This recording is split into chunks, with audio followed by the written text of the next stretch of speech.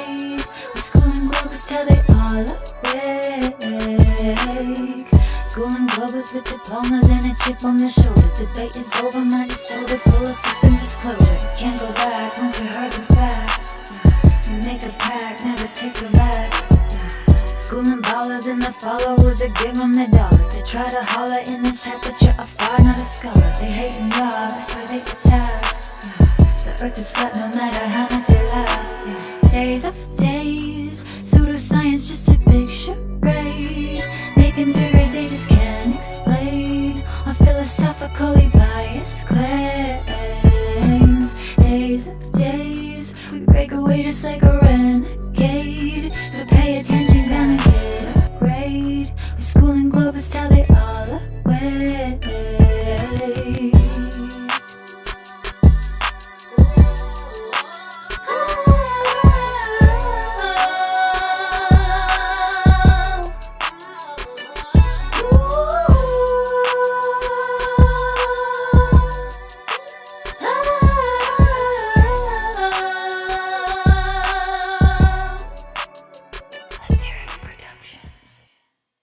Warning. The following contains scenes that globularists may find disturbing. If you are suffering from cognitive dissonance, you may experience violent, degenerate, and erratic behavior. Viewer discretion is advised. In a world. All right, what's up? We're trying some new stuff out. Hopefully the quality's good. Give me feedback in the chat. I know it was kind of tripping in Discord. But yeah, welcome to School and Globers episode 21. Crazy, we already made 21 episodes and we have 0 rebuttals. So tonight is the first night that we're trying out a new little format. I'm going through Discord. We set up a stage channel in Discord. If you look at the description, the link in the description is the link to the Discord that we're on. It's Earth Awakenings. So you can join there. What's going to happen is I'm going to do a little PowerPoint, cover the subject, and then I'm just going to open it up, and you go into the Discord. You can raise your hand. You get pulled on stage. Globularist will be prioritized, as I want to give the other side full shot to answer the question. There's one fundamental question on the table here for this PowerPoint. And frankly, if you are familiar with my work at all, then you've heard me ask this question so many times. It's insane. So all right, cool. I think we're just going to go ahead and get into it, but smash the like. You guys know how it goes. Help us break the algorithms. I think we are on Rumble, and I think we are on Rockfin as well. Now we're on Rockfin. So cool. We're going to get right into it, and we'll see how it goes. So let's just pop over here to the PowerPoint. Then I'm going to switch my screen over here.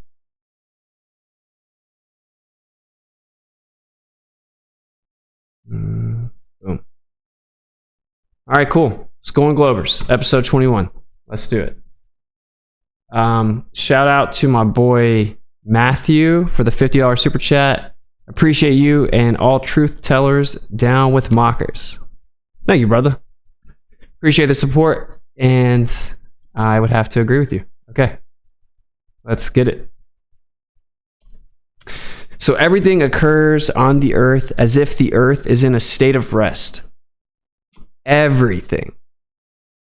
Right? I mean, we know this. That's like how we live, of course, right? I mean, that's how we drive vehicles, and that's how we fly planes and helicopters and drones and hot air balloons, and that's how we do literally everything, right? We treat the earth as if it's in a state of rest, so much so that when it vibrates, we actually notice it. It's called an earthquake because it deviates from its state of rest. So, may sound like a bold statement, but just a fact. So here's the question of the day for the class of globe proponents. Can you provide any exclusive evidence that the Earth revolves around the sun? The question is phrased very specifically. We're laying it out at the beginning so everyone has an opportunity to think about it, really watch the presentation, think about your answer, and give us your answers at the end. Like I said, you'll have a chance to answer the question.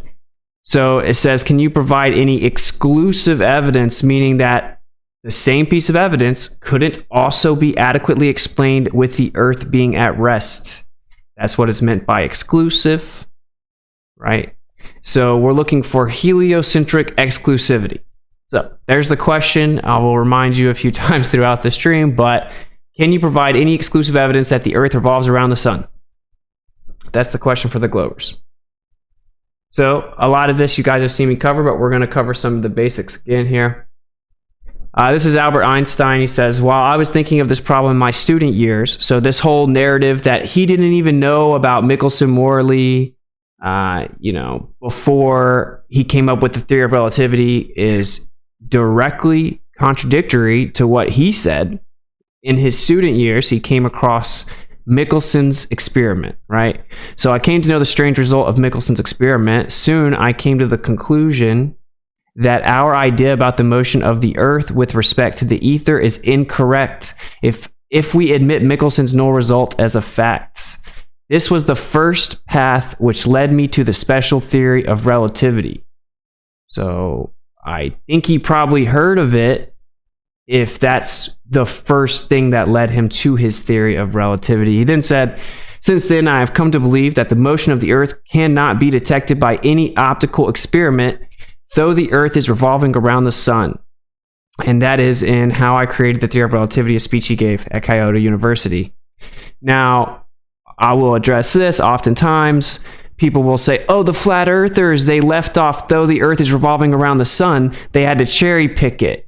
Cherry picking is if you read the entire quote in context, it would contradict the point that is being made. The point that's being made is even Albert Einstein, one of the most famous proponents for the heliocentric model, said himself that he had come to the conclusion that the Earth's motion cannot be detected by any optical experiment, even though he believed that the Earth was revolving around the sun. Leaving that end part off is not cherry picking. It is not quote mining. But anyway, we've included it in it, and actually that part makes it worse. He's actually sitting here saying, but I still just believe it anyway. All right. So here is another thing we hear often. This is the Michelson-Morley experiment, right, that we just saw Einstein reference. And if you read the motion or the title here, it's on the relative motion of the Earth and the luminiferous ether. So this talking point that, oh, Michelson-Morley just debunked the ether, it had nothing to do with the motion of the Earth. Well, that's clearly not true. The title of the paper is On the Relative Motion of the Earth. So it was specifically about that. And then people will say, oh, well, they knew the Earth was moving. Yes, they believe it to be true, just like we just saw Einstein say, though the Earth's revolving around the sun, even though I can't actually verify it. They assumed an ether. They assumed the Earth was moving. They used these two assumptions to formulate a test, right? And we're going to read this part of the paper here, the third series. The discovery of the aberration of light was soon followed by an explanation according to the emission theory. The effect was attributed to a simple composition of the velocity of light with the velocity of light with the velocity of the Earth in its orbit. The difficulties in this apparently sufficient explanation were overlooked until after an explanation of the undulatory theory of light, I butchered that, was proposed. This new explanation was at first almost as simple as the former, but it failed to account for the fact proved by experiment that the aberration was unchanged when observations were made with the telescope filled with water. It's a reference to Airy's success. For if the tangent of the angle of aberration is the ratio of the velocity of the Earth to the velocity of light, then, since the latter velocity is water, and water is 3/4 its velocity in a vacuum, the aberration observed with the water telescope should be 4/3 of its true value. So this is talking about what people call Airy's failure. It was, of course, successful in showing that the Earth's not moving, and how if the speed of light is constant but relative to the medium taking a greater path, it should have slowed down the water, thus having more time. If the Earth was moving, it should have deviated from its straight path and hit the side of the telescope with a predictable amount, and it did not do that. So this is them explaining that looking at all the evidence, we have an issue with this proposal that the Earth is moving through space.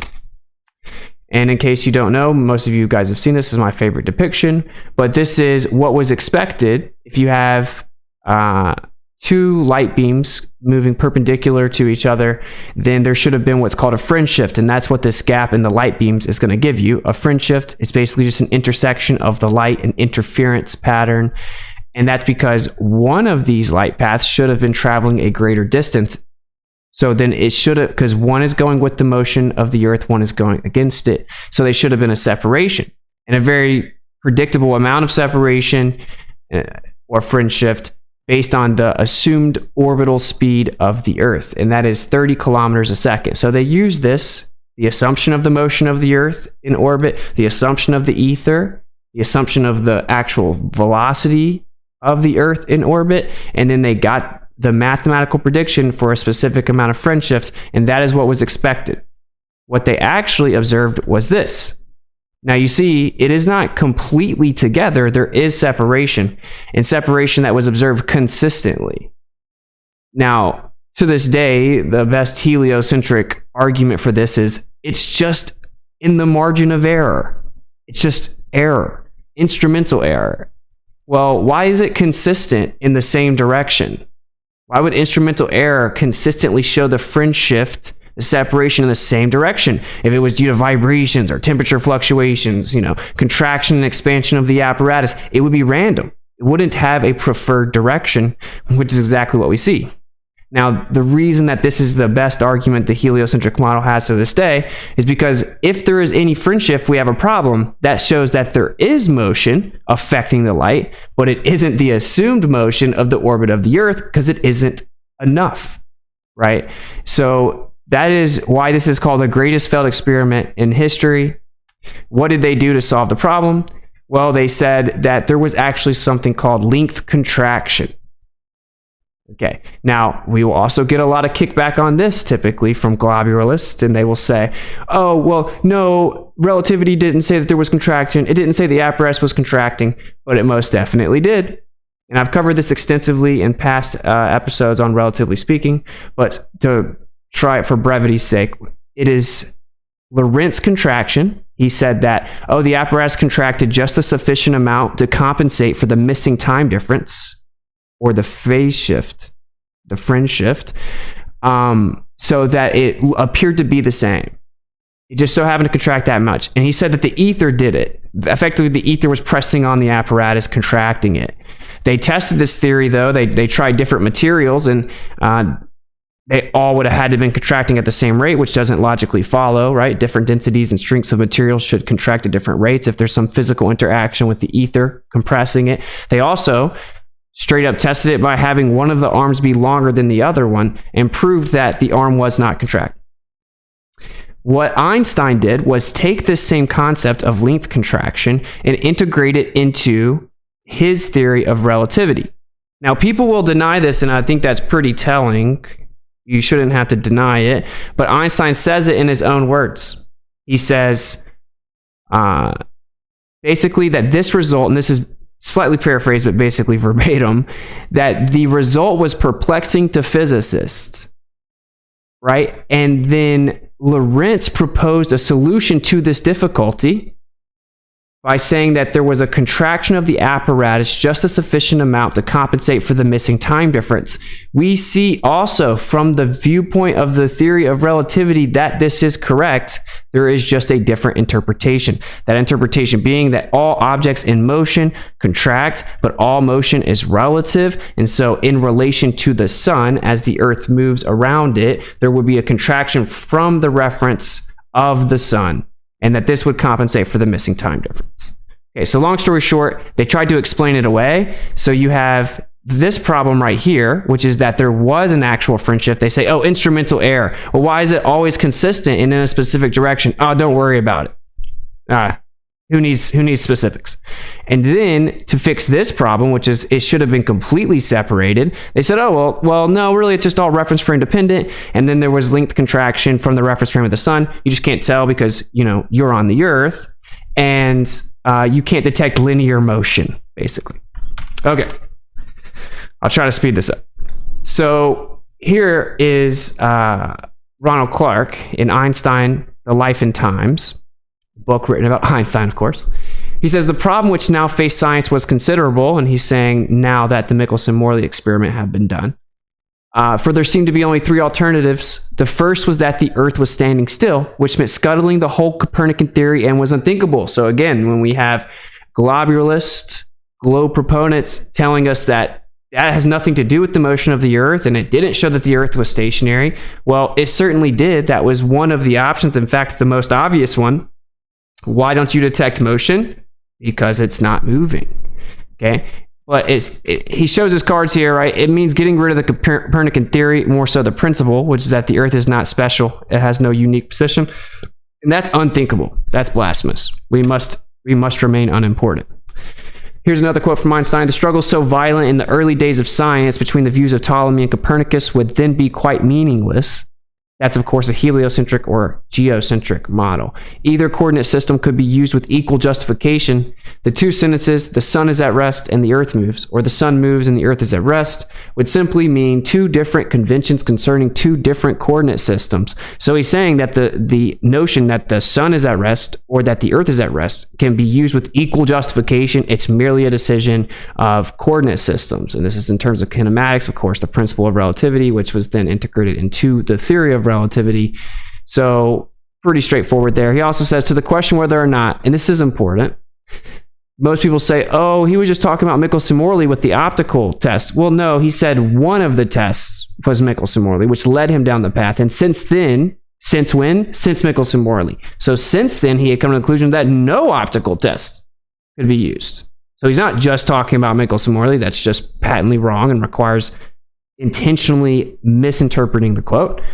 But here he says, to the question whether or not the motion of the Earth in space can be made perceptible in terrestrial experiments, meaning any experiment on the Earth, we've already remarked in section 5 that all attempts of this nature led to a negative result. Before the theory of relativity was put forward, it was difficult to become reconciled to this negative result. And this is, of course, in Relativity, Special and General Theory. And this is the section of the paper I was detailing earlier, where he points out, oh, well, we invoke contraction to say that there was a contraction sufficient enough to compensate for the missing time difference, but we have a different interpretation. Okay. So, where are we going? We're going the wrong way here? Okay, now, as we just covered, On the Relative Motion of the Earth and the Luminiferous Ether is the title of Michelson-Morley's paper. So it is absolutely relevant that we discuss the motion of the Earth when discussing this paper, as it's literally in the title. Well, we have a problem for the ballers, right? Then, in 1925, there was another test done. And it was Michelson-Gale-Pearson. And Michelson-Gale-Pearson was using the same framework of an ether. If you see right here in the top, which people have also denied this, but of course if you read it, it's the effect of the Earth's rotation on the velocity of light. And theory of the effect of the rotation of the Earth on the velocity of light as derived on the hypothesis of a fixed ether. Then says the expression for the difference in path between two interfering pencils, one of which travels in a clockwise and the other in a counterclockwise direction, may be deduced on the hypothesis of a fixed ether as follows, and then gives you the math. That is the fundamental framework for the mathematical prediction in Michelson-Gale-Pearson. Now, the problem for the ballers is that the measurement matched the prediction exactly. I mean, within 98% accuracy every single time. Which means assuming the Earth was rotating, assuming a fixed ether, and using that framework, they had a prediction, and they observed the predicted value of fringe shift. But when we did the same thing, assumed the Earth's motion, assumed the ether, and then had a prediction, in Michelson-Morley, we did not detect the fringe shift. When you combine these two, you really only have a couple options. One option is the Earth is spinning in a fixed ether, and that's why we got this friendship. Or the ether has a drift around a fixed Earth. An option that is not on the table is that the Earth is spinning, tilted, wobbling, and revolving without an ether. The ether was literally required for the mathematical prediction in the first place. So when you combine these two, the globe model has a serious problem. The evidence is showing that there's really only one viable explanation to explain these two experiments side by side, and that is that there is rotation, that there is no orbital motion, And the only way to explain those two things together is that, the sidereal rotation is actually movement in the sky. The Earth isn't moving. So of course you don't detect the orbit because there isn't an orbital motion. And of course you detect the rotation because there's a sidereal rotation. Okay. So here, not to get too complex here, but to get out ahead of it, right? This is from within the heliocentric paradigm at the top levels. It is well known that even using the dynamics, because people will say, oh, well, this is just about kinematics, right? The coordinate system, and that's correct. It's about kinematics, how bodies move in relation to each other. Geometry, it's just mathematical description of movement, how bodies move in relation to one another. Like, oh, well, that's just kinematics. Yeah, of course, either I'm moving on the road or like either I see the carriage moving because I'm stationary and the carriage is moving, or it looks like the carriage is moving because it's stationary and I'm moving. Which is funny because they always have to use a stationary lab frame, and we know that, of course, the carriage is moving. But anyway, it's kinematics. Well, this is breaking down the dynamics of it, which is what force causes those bodies to move in relation to each other. If we were to adopt a frame of reference like Tycho's, in which the Earth is at rest, then the distant galaxies would seem to be executing circular turns once a year. Wow. No way. They execute circular turns once a year? It's almost as if it makes sense and is ordered. And in general relativity, this enormous motion would create forces akin to gravitation, which would act on the sun and planets to give them the motions of the Tychonic theory. Newton seems to have had a hint of this in an unpublished Proposition 43. Interestingly enough, it didn't make final publication. That did not make into the Principia. Newton acknowledged that Tycho's theory could be true if some other force besides ordinary gravitation acted on the sun and planets. Okay, now this is not just some nobody. This is Steven Weinberg, well-respected physicist. And the reason that this is important is because within the framework of relativity, if you were to believe in the theory of relativity, you have to acknowledge that the distant galaxies would actually overcome the effect of the supposed mass of the sun and cause those bodies to move in relation to the Earth, right? And therefore, there's a dynamic validity and equivalence with a stationary Earth, according to the theory of relativity. Here's the Proposition 43 that he was talking about with Newton. That was not in the final publication. Proposition 43, Theorem 22. This is what it says. In order for the Earth to be at rest in the center of the system of the sun, planets, and comets, there is required both universal gravity and another force in addition that acts on all bodies equally according to the quantity of matter in each of them and is equal and opposite to the accelerative gravity with which the Earth tends to the sun. And thus celestial bodies can move around the Earth at rest as in the Tychonic system. So Newton himself said, well, a stationary Earth, a geostatic position is viable. And interestingly enough, no one's ever heard that because it was removed from his Principia before it was published. But the important part here is he's acknowledging the validity in the Newtonian framework. It would just have to be an equal and opposite reaction effectively. So now we have established straight from the horse's mouth that there's a dynamic equivalence in Newtonian mechanics, and then we also have established that there is one in Einsteinian mechanics. Now, to go more and more in depth, it would be an entire show. We'll cover it a bit more, but one important thing to note is that Newton thought the sun was in the center of the entire universe, and he assumed space to be absolute and fixed. So he did not account for all the other stuff in space moving and what effect that would have. And that's where you get into this, where, it would create a force akin to gravity within the dynamics of both relativity and and Newtonian mechanics. Okay. So now, of course, Einstein said, no, space is not absolute and fixed, right? So there's a fundamental difference in these two theories. Anyone telling you that they're the same because you can derive the same answers is just wrong. They are fundamentally different in many ways. Okay. So here is the quote I opened the presentation with, and it wasn't my quote.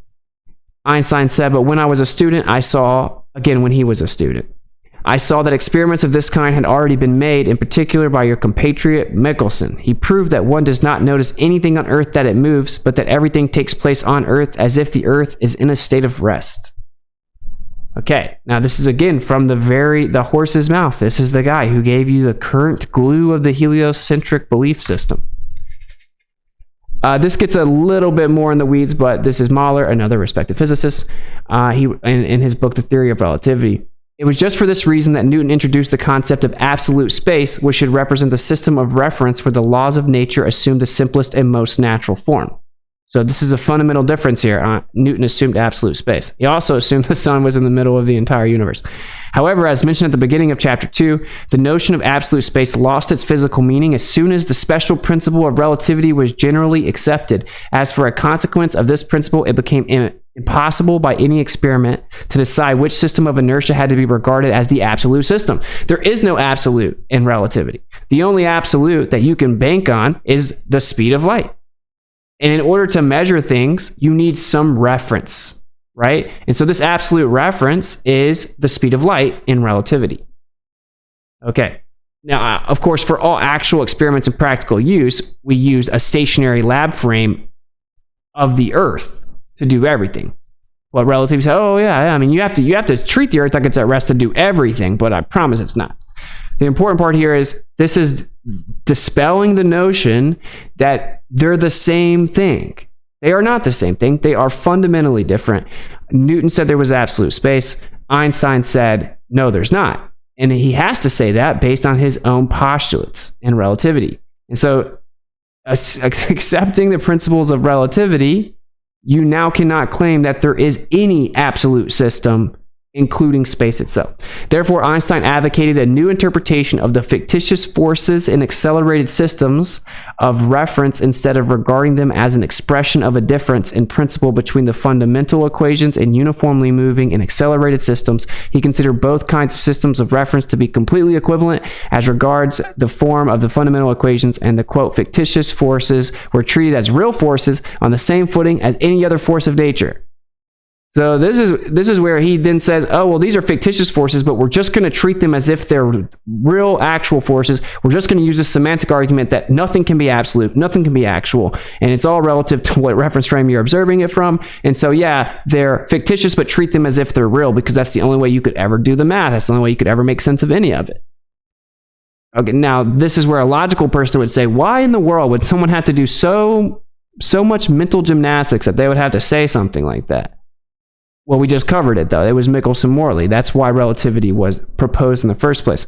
The reason for the occurrence in accelerated systems of reference of such peculiar forces should, according to this new idea, be sought in the circumstance that the distant masses of the fixed stars are accelerated relative to these systems of reference.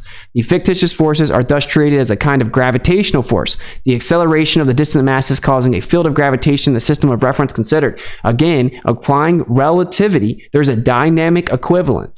And it is necessitated based on the base postulates of relativity, the lack of an absolute reference frame, and then the basically equal and opposite reaction, or the additional force akin to gravity, that in relativity is treated as fictitious, but must be treated for all intents and purposes as actual.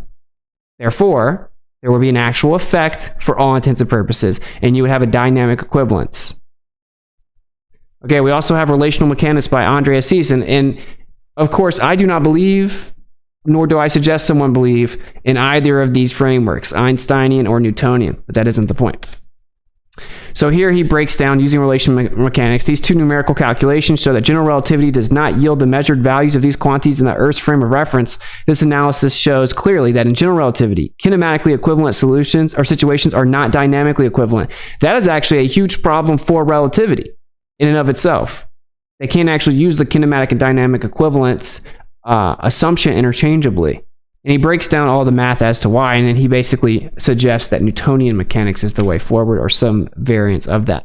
Here we have defined this force to let this Coriolis term become similar to Lorentz magnetic force. This is the force they're talking about that would be resulting from the distant galaxies and everything else in space. It might be called the gravitational magnetic field generated by the rotation of the set of distant galaxies. So this is him breaking down the dynamic equivalence, treating these quote-unquote fictitious forces that you have to treat as actual in relativity, treating them as actual, and then actually utilizing the math as if it is a magnetic force.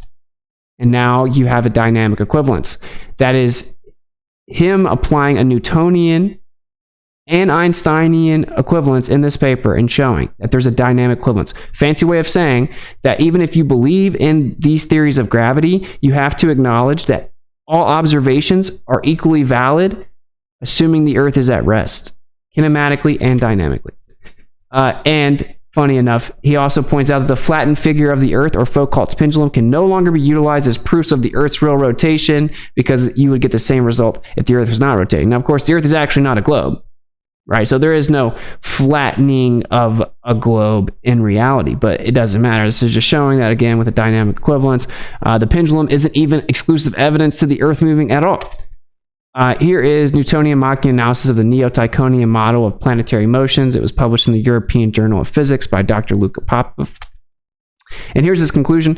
And of course, if you don't know, Ernst Mach is the guy who came along a few hundred years later and said, look, everyone overlooked something. Newton overlooked something and no one caught it. He assumed that the Earth was in the center of the entire universe. He neglected the notion of anything out in space or distant galaxies. And when you actually apply his framework to that understanding, it actually introduces a dynamic equivalence of a stationary Earth. It took Ernst Mach to come along and point that out using the bucket experiment. There's another interesting remark that follows from this analysis. If one could put the whole universe in accelerated motion around the Earth, the pseudo-potential corresponding to pseudo-force will immediately be generated. The same pseudo-potential then causes the universe to stay in that very state of motion without any need for exterior forces acting upon it. Simply applying the Newtonian framework to a stationary Earth, you would have the universe, quote-unquote, moving around the Earth perpetually without any need for external energy or force introduced. And again, don't take it from me, take it from Einstein himself in the letter to Ernst Mach, where he very clearly states that there is, in fact, this dynamic equivalence when it comes to the context of a pendulum. He says, highly esteemed colleague, and this is him writing back to Ernst Mach, the same one that modern globe proponents will just bury and act like he was incredibly stupid. He said, you have probably received a few days ago my new paper on relativity and gravitation, which is now finally completed after unceasing toil and tormenting doubts. Next year, during the solar eclipse, we shall learn whether light rays are deflected by the sun, or in other words, whether the underlying fundamental assumption of the equivalence of the acceleration of the reference system on the one hand and the gravitational field on the other hand is really correct. This is talking about the Eddington experiment, which, funny enough, there were over 30 plates. All but 2 or 3 of them showed that the results didn't match the prediction at all. The 2 that supposedly did just mysteriously got destroyed and lost, and no one ever verified it. And if you go read into what Eddington himself said, he said this is actually a very serious problem for relativity. But here we are in 2023, people run around and claim that proved relativity. He says, if yes, then in spite of Planck's unjustified criticism, your brilliant investigations on the foundations of mechanics will have received a splendid confirmation. This is him saying if that test is successful, it verifies Mach, right? The Machian principle. For it follows of necessity that inertia has its origin in some kind of interaction of the bodies, exactly in accordance with your argument about Newton's bucket experiment. You will find a first consequent in this sense on the top of page 6 of the paper. Beyond that, the following results have been obtained. If one accelerates an inertial spherical shell, then according to the theory, a body enclosed by it experiences an accelerating force. 2, if the shell rotates about an axis passing through its center relative to the fixed stars, then a Coriolis field arises inside the shell. The plane of the Foucault pendulum is being carried along, though with a practically immeasurably small velocity. It gives me great pleasure to be able to tell you about this, all the more so because Planck's criticism always seemed to me to be unjustified. With kindest regards, I remain very respectfully yours, which is kind of sus. So, long story short, he admits that the pendulum would actually be dragged along with a stationary Earth and the motion of the universe. Now, if you actually introduce an ether, oh well, this little comment about immeasurably small velocity gets tossed right out the window. There's actually no limitation onto the force imposed onto the pendulum. So again, according to Einstein himself, according to the relativity, there's a dynamic equivalence. The pendulum doesn't in any way prove that the Earth is moving. He then says here, because I'm pointing out that obviously the ether changes his little caveat there about practically immeasurably small velocity. It would have been more correct if I had limited myself in my earlier publications to emphasizing only the non-existence of an ether velocity, instead of arguing the total non-existence of the ether, for I can see that with the word ether we say nothing else than that space has to be viewed as a carrier of physical qualities. No, that's what you say, but what ether actually is a primary substrate, right? A primary substance in which all subsequent physical, material, and energetic observations stem from. you say, oh, well, it's just space that's nothingness in it, and it has physical properties somehow, and so we have to acknowledge an ether. But long story short, this is him saying he messed up when he said there was no ether, and so he did this in 1905 with special relativity. By the time he gets to general relativity in 1915, he backtracks. He's like, oh, I messed up. I shouldn't have said there was no ether because I have to have physical qualities in the background or in space. That's in a letter to Lorentz in 1919. He says here, this word ether has changed its meaning many times in the development of science. At the moment, it no longer stands for a medium built up of particles. Its story, by no means finished, is continued by the relativity theory. And so when people say, oh, he's talking about different ether. Yeah, he's sitting here saying that ether is constantly adapting and changing, and that he doesn't even know what it actually is, but that it must exist for his theory to be possible. And that relativity actually continued it, specifically general relativity. That's why he flip-flopped. So, and then to cover a basic here, understanding like the basic postulates of relativity. In agreement with experience, we further assume the quantity to be a universal constant, the velocity of light in empty space. So this is him, of course, asserting that the velocity of light in empty space is constant, right? But here we break down, actually I can go right here. This is in his paper, Relativity of Special and General Theory, a few years later, right? 1920, he says on page 89, in the second place, our results show that according to the general theory of relativity, the law of constancy of the velocity of light in a vacuum, which constitutes one of the two fundamental assumptions in the special theory of relativity, and to which we already frequently referred, cannot claim unlimited validity.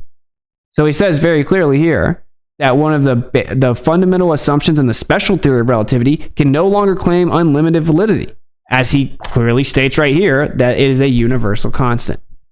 So he had to flip-flop. Okay. And I won't read all of this, but this is Rosser in an introduction to the theory of relativity, breaking down again, even showing you the math that, for one, if there are distant galaxies, it would show a dynamic equivalence with a stationary Earth. And furthermore, if there were immense masses at great distances, that in the presence of this strong gravitational field, or the force akin to gravitation that would be a byproduct, that there would be no actual limitation on the speed of light. Of course, if in this paradigm you don't have the constant absolute speed of light, you have nothing to measure against. The entire theory collapses. You need the constant speed of light. In fact, the refutation of the constancy of light is an immediate refutation of the heliocentric model in its current form. So here we'll just look at some basics here. Okay, well, if we were to accept that the Earth is not moving, which is what all measurements show us, well, this is the planets mapped out from a stationary position, and they fit right within a Farrell cell image of a torus field. What a coincidence. Here's a geocentric pass of the planets. Once again, we see the same type of torus field geometry, all overlapping within each other as it effectively breathes in and out as the fields do in reality. Probably another coincidence. And literally, the heliocentric proponents say that this is just a coincidence, or, quote, it doesn't even look the same. Yes, it clearly does, though, right? I mean, it doesn't. No, it doesn't. It just kind of looks the same. It's just a coincidence. Here's Mars and Tycho's model, right? And then here's Kepler's little-known diagram. Again, from a geocentric position, you see it's all falling within the same geometry over and over and over. Here's a quote-unquote ISS on the bottom left. Here's all the planets. If you drop all of them in the torus field geometry, you see that they fit in there perfectly, and they're all just moving around the Earth. People say it's more complex with a stationary position. That is not true at all, though. Right? Like everything is just moving, and there's many different versions, but one would be the planets are moving in relation to the sun as the sun moves around the Earth. And this would give you these very specific paths from the geocentric position. And here is a vortex motion. Is a consequence of nature's vibrational geometry. I've covered that in another presentation, but if you see here, the vortex is within the magnetic field, and it would also fit right within the paths of the quote-unquote planets, or even the ISS if that floats your boat. But what's interesting here is the vortex part. Now, if you look into Michelson-Gale-Pearson, you'll start to understand what the Sagnac effect is, and this is about basically the propagation rate of light being different relative to motion or specific directions, and it's utilized for gyroscopes to this day. Well, the vortex motion is detected with this Sagnac effect. And in fact, Sagnac said himself, that's what it was. He said, oh, we're detecting the vortex of the ether. Now, a vortex all of a sudden makes perfect sense on a stationary Earth, and not just a stationary Earth, a stationary plane, mind you. So you see the white line there. That's the plane of inertia or the block domain wall in a magnetic field. You have the vortex over top of it. So this is going to match exactly what we see in our measurements, which we'll get into. But this is a depiction so you can see it. And it's funny because they say the electromagnetic field of the Earth in the top left, but it actually doesn't work at all in the spinning globe model. But anyway, as you can see, we would live on the plane right through the middle of it. And this is a visualization of the Frail cell image. This would also explain the deviation in even the way that the sun moves, the deviation in if the pendulum deviations are correct and accurate, which it's much less verified than people seem to believe, the difference in gyroscopic measurements. Everything would be explained by the conjugate geometry, which just means the flip side of the coin, the donut and the inside of the donut, of the toroid and the hyperboloid. You're going to have centrifugal and centripetal motion simultaneously imposed on one another. And this transposed conjugate geometry will show you that there are different angles. So depending where you are in that, you're going to detect a different drift. And as you get higher and higher, you're going to detect a different drift as well. So in this understanding, the actual measurement will change with altitude and latitude, right?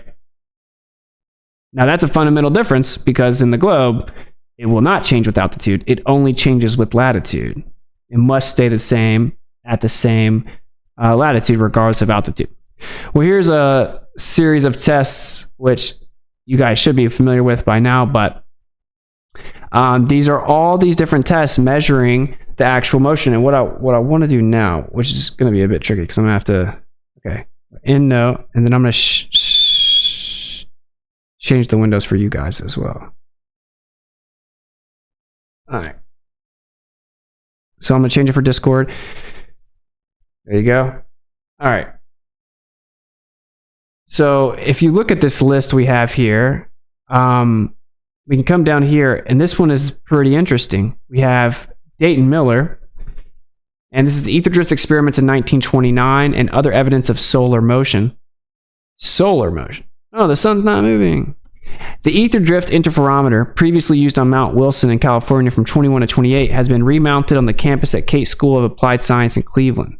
Okay, some minor improvements have been adopted, such as shock-absorbing pads on the supporting piers to eliminate traffic vibrations, and added precautions have been taken to eliminate temperature disturbances.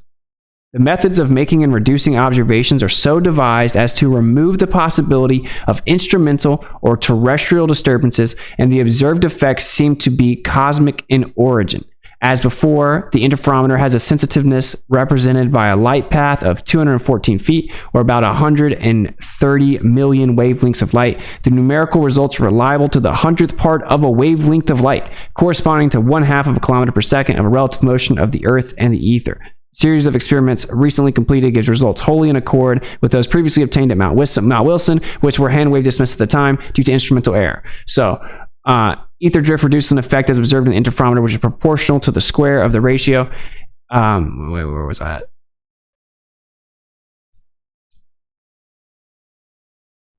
I lost it. Here it is.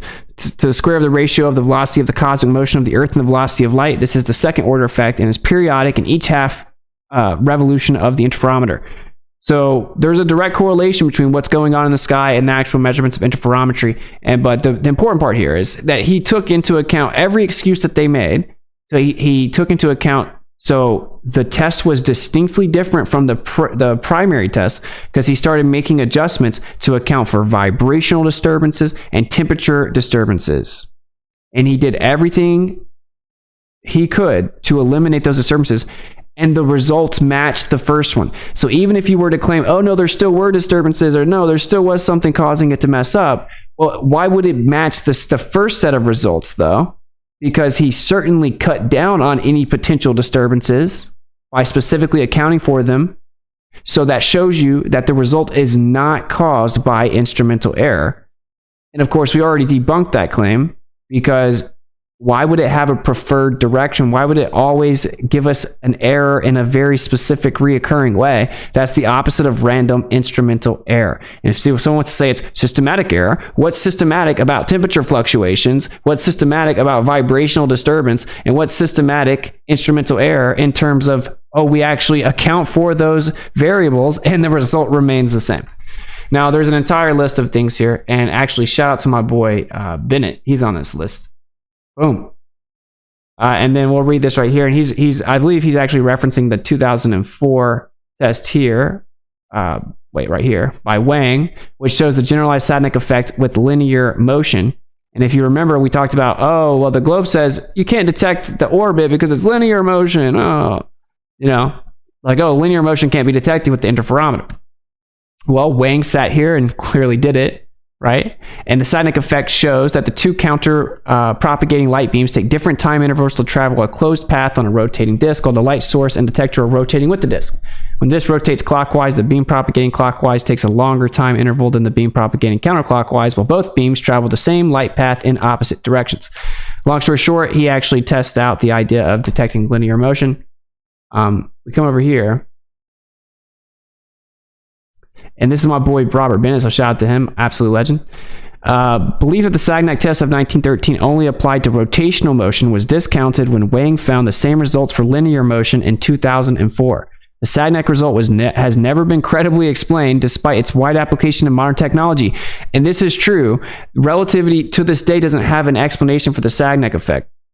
And so I want to go ahead and wrap this up, because I know I'm going for a while, but it's very important to understand that that is just a fact, that it's not even agreed upon on how relativity can try to make the math work, much less actually explain it intellectually, the Sagnac effect.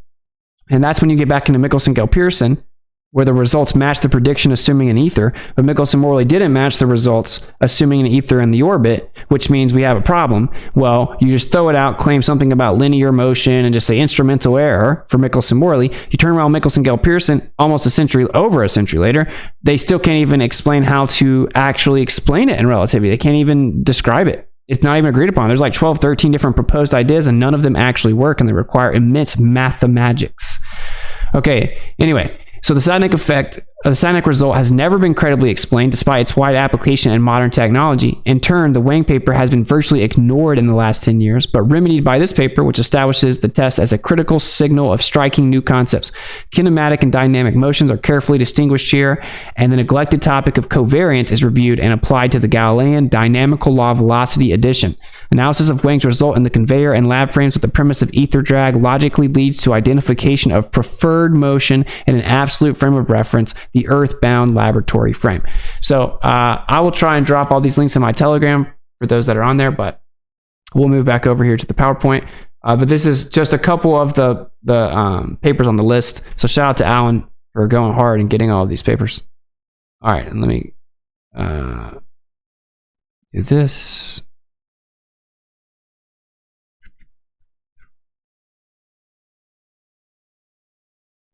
All right, cool. All right, we're almost done. So the reason that all that's important, and we just kind of breezed through the Dayton Miller portion, but he replicated this many hundreds of thousands of times. Well, here's what Einstein said about it. I believe that I've really found the relationship between gravitation and electricity, assuming that the Miller experiments are based on a fundamental error. So I think I've discovered something, assuming that Dayton Miller's experiments that have been done hundreds of thousands of times and accounted for every proposed idea as to what would cause the reoccurring consistent instrumental error, and they still get the same result. Assuming that there is an error, even though he directly refuted all the claimed ideas of error, assuming that there is one. Thanks, bro. Oh, wait up, we're good. Someone just sent a message, but it went off. Okay. So assuming that the Miller experiments are based on a fundamental error. Otherwise, the whole relativity theory collapses like a house of cards. Well, guess what, ladies and gentlemen? It's 2023. No one's discovered this alleged fundamental error yet. I would love to hear it. So according to Einstein himself, if Dayton Miller's results are accurate, the theory of relativity collapses like a house of cards. This is him 4 years later in a letter saying, my opinion about Miller's experiments is the following. Should the positive result be confirmed, then the special theory of relativity and with it the general theory of relativity in its current form would be invalid. Experiment reigns supreme in Latin. Only the equivalence of inertia and gravitation would remain. However, they would have to lead to a significantly different theory. Albert Einstein in a letter in 25. So this brings us full circle back to what we started with, which was Einstein saying that when he was a student, he looked at Michelson's experiments and other ones such as Airy's success, oftentimes misidentified as a failure. And then you combine this with all the other tests that we've covered on this channel extensively. Consistently, the Earth is shown to not be moving. And this is why he says he proved that one does not notice anything on Earth that it moves, but that everything takes place on Earth as if it's in a state of rest. So as a heliocentric proponent, you must accept this position. And we covered it extensively. So again, that's why I said at the beginning, everything occurs on the Earth as if the Earth is in a state of rest. And this brings us back full circle in conclusion to the PowerPoint. The question of the day for the globe proponents, it's a very specific question. And that's what I want to open up the mics for and pull people on stage to answer is, can you provide any exclusive evidence that the Earth revolves around the sun? We need exclusive evidence that that is true because all the evidence shows us that it's not true. All the measurements have shown us that it's not the case. So we can get into, do you have this? We'll talk about any of the specific arguments anyone brings up. And then we can also talk about some of the other problems we have about how does instrumental error cause a consistent result. And once you actually factor in the potential error of vibrational displacement and temperature, that the result is still consistent and has a preferred direction and changes with altitude proportionately and changes throughout the year. This is a very serious problem for the heliocentric model. So again, can you provide any exclusive evidence that the Earth revolves around the sun? The question that has gotten crickets for about 6 months in this Discord. Maybe today will be different. All right, now I'm going to pop over here real fast and talk to the chat, and then I'm going to open everything up. So let me change to my OBS for you guys, not to leave Discord hanging. Pop over here, and then let me check with YouTube. All right. I don't know what NOK is, 200 NOK, whatever currency that is. Amazing information, almost too much to handle. Thank you for the super chat. Much love, brother. The show's just getting started. Hopefully we're going to have some globularists participate. And you can go ahead and raise your hand if you want to jump in as a heliocentric proponent. If you want to answer the question, it'll put you in the queue, and then I'll start popping people up in a second. And I'll also pull up some truthers. We can have a respectful conversation. As far as I'm concerned, the only real rule is like no just interrupting, name calling. Like this is a professional environment is the idea. So if everyone can be respectful, not interrupt, try to keep your point somewhat concise and specific to the actual topic or discussion. I'm happy to have free and open conversation. We actually are going to give the I'm trying to not say heliosexuals as much, but we're going to give the globularist or the heliosexual, the heliocentric proponents priority speaker basically in that sense. All right, and then let me read this one. If Stephen Dragon ever moderates a debate for you, you should have him ask for both, or should have him ask both parties a series of questions to find what common ground. Austin. Thank you for all you do. I don't know. You guys may can hear that after we figured it out, but anyway, debate for you. You should have him ask both parties a series of questions to find what common ground points you agree upon before the debate to build upon during. That's pretty interesting. Ron Boston Bear, thank you for being a member for 12 months, Miswits. Great information, Austin. Thank you for all you do. Thank you, brother. Thank you for being a Miswit for a whole year, bro. Legend. Don't worry, Discord. I'm almost done with this, and we're gonna open up to you guys. I'm launching the new Miswit merch though. Stay tuned. It's fire. Just wanted to support your work. Keep crushing. Thank you, Tristan, for the $10 super chat, brother. Much love. All right. I think we're good. I'll make sure I didn't miss any super chats. It's refreshing to hear someone who isn't screaming. Thank you, Best Kicks, for $2. Hopefully it stays that way, to be honest. But I think it probably will. We got a lot of control in here. And like I said, man, show love to Gio and his server for letting me do this. Hopefully we'll have a positive experience so we can keep it going forward. And then come join the Discord. And if you have someone that's new to the subject or wants to learn about it, the link's in the description. Just come join. You can come join right now if you have something that you want to say or discuss or sit in on the room, kind of VIP. The link is in the description. So cool. All right, so I'm gonna go ahead and pop over to. I'll read Rockfin in a second. We're gonna pop over to Discord, and let me make sure everything is working here. And hopefully we don't get crickets from the ballers. I'm really hoping that we don't. But okay, so there's that. I know you guys can see. You can see the OBS. All right, cool. So, I'm gonna have to change this. Let me do this. Okay. There we go. So everyone can see it. Let me check. How do I check? Oh, there's the hands.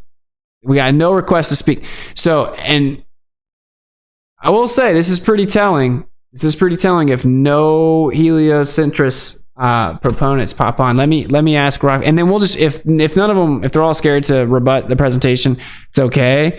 Well, I'm not trying to be like derogatory, but I mean, you know, it is kind of weird. They have something to say usually, but anyway, then we'll just pop on some truthers. Like I know Alan knows a lot about this subject if he's still here. Yep. And we got Shane. We got a bunch of people in here, and we'll have back and forth. Obviously, Gio's a legend. We got Jeremy up here. Jeremy, just you have to give Jeremy about 3 days, and then he'll catch up in his voice. So it's all good. All right. So we got Rockfin tips. Glinda Safkin, thank you for the $20 tip on Rockfin. Thanks for the hard work. I've learned so much. Much love. Thank you. Shiloh Carpenter, thank you for the $5 tip. All right, we're caught up on the tips. Let me make sure there's still no requests, unless I'm like not reading it properly. But okay. And let me just remind everyone what the question is. Maybe it's a pretty simple question, right? I mean, I feel like it's. I covered a lot. You don't have to like address everything we covered. Where are all the Globers? I hope that you guys can hear the super chats. It's funny. Well, where are all the Globers? I don't know. It's a good question. I'll show you this PowerPoint again. Like, this is the question of the day. Can you provide any exclusive evidence that the Earth revolves around the sun? It's a pretty simple question. Any exclusive evidence. So if you say stuff like, well, we see the sun move in the sky. Okay. That, believe it or not, that's not actually evidence that the sun's not moving. So, all right, cool. Let me double check. I like that question. Yeah, not everyone likes it. All right, we got no requests. All right, what I'm gonna go ahead and do, I guess, bro, is we'll pop some people up, and then if it maybe that'll encourage the ballers to like kind of speak. Let me also let me add Discord to the full screen. So what I'm gonna do is like kind of just chat with some of the truthers in here. If you guys have questions about the streams or anything in the chat, pop on. And anyone that wants to discuss it or on the fence or anything, like we're not gonna bite your head off. Be respectful. It'll be a respectful conversation. Like I said, the link to join the Discord is in the chat. And guys, give me feedback in the YouTube chat. Make sure the link's working, but it should be working. I copied it straight from here. And cool. So we'll come over here to this, and I'll add Discord, and you guys can just see it full screen.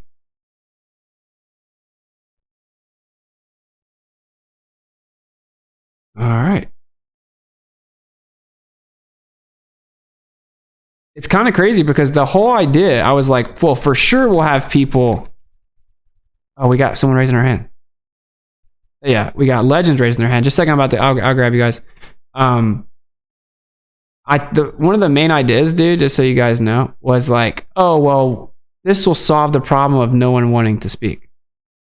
The call-in shows, right? But maybe not. All right, I'll bring you guys on, and like as soon as a heliocentric guy comes on, then we can change it. So obviously, Gio and Jeremy are already up here. Say whatever you want. We'll bring on people that are raising their hand. And we'll see how this goes. All right, cool. What's up? What's up, fellas? What's up, guys? Yo, Witsit, that was an excellent, succinct summary of our position on the topic, incorporating all the recent evidence and the corroborative stuff brought forth by Bennett's specialty. That was great, man. Oh, thank you, man. Shout out to you guys. And Alan. Shout out to Alan. Let's give him a round of applause. Alan, what do you got to say for yourself with all this extraordinary research? It's been a wild ride, man. And every, this subject was like like the boogeyman, so to speak, because of all the thing that happened with Bob and all that. And it was like, going into it, it was very overwhelming, and just from that perspective.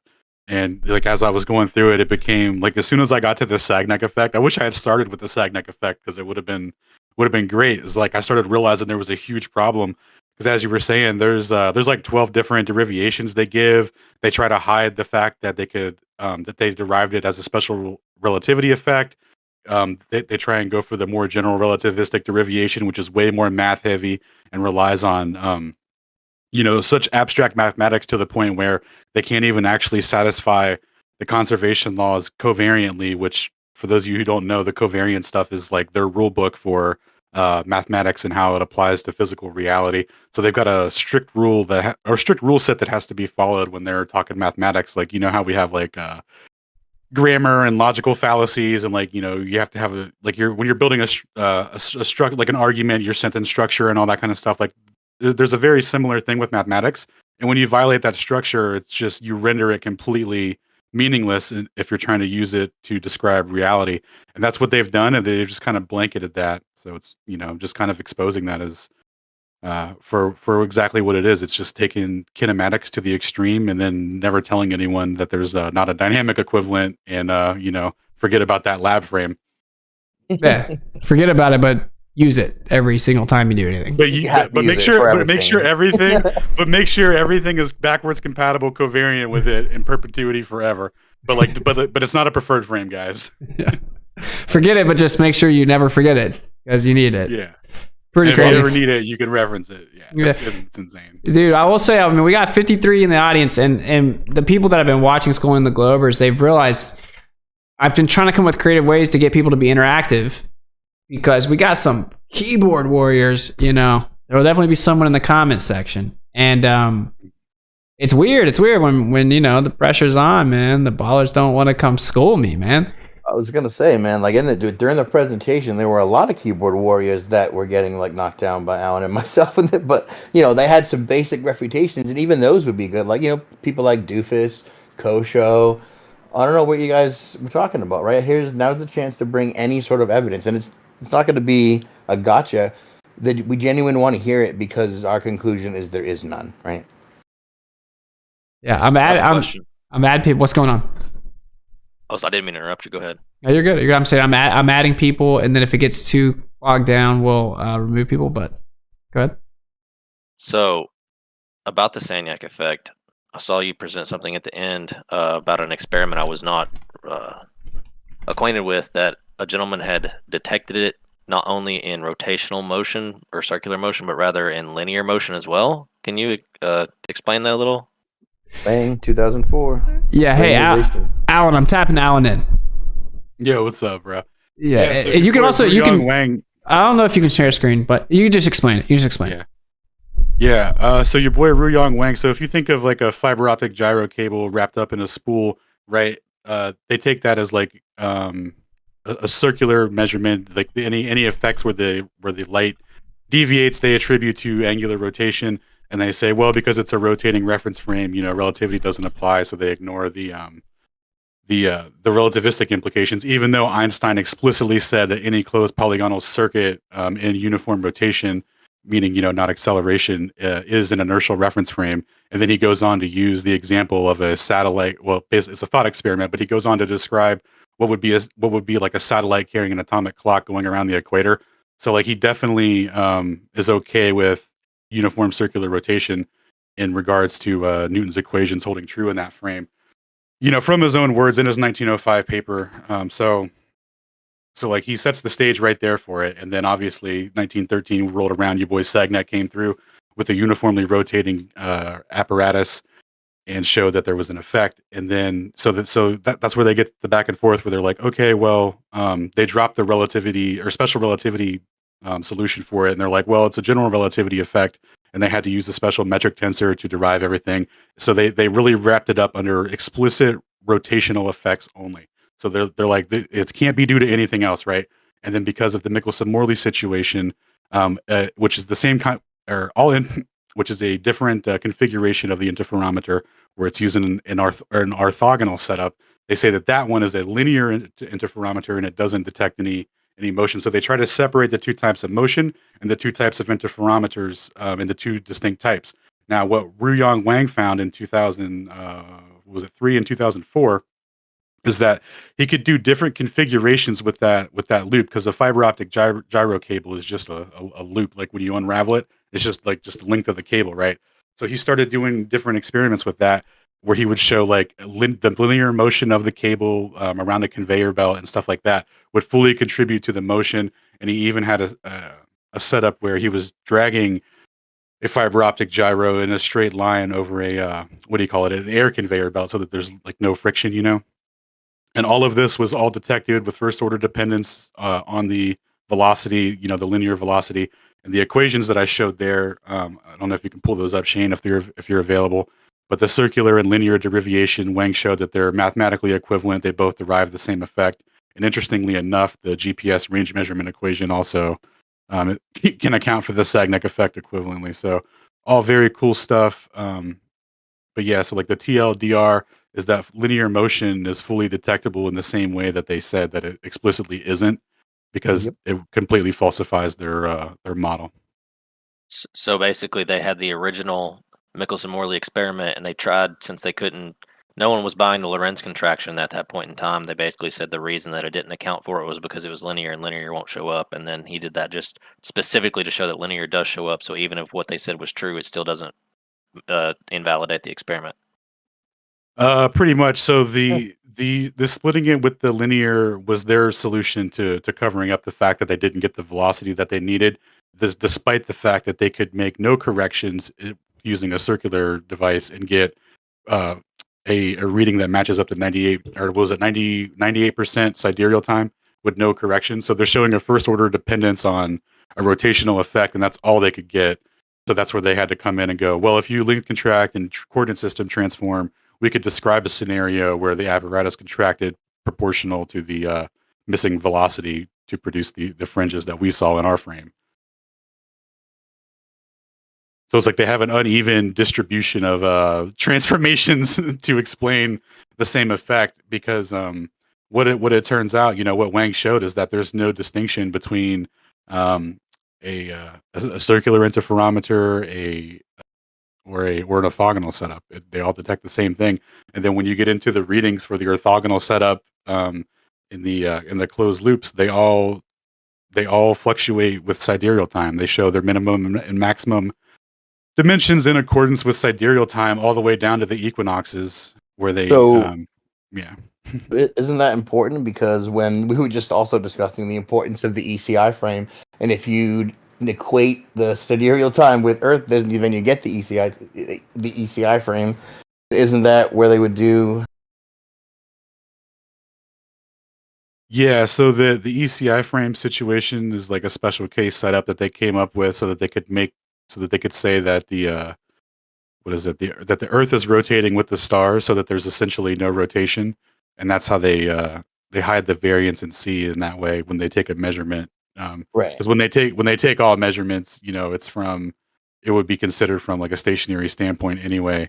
But like they have to like cover that up because there's going to be a variance in C, so they make it match the rotation of the stars. Yep.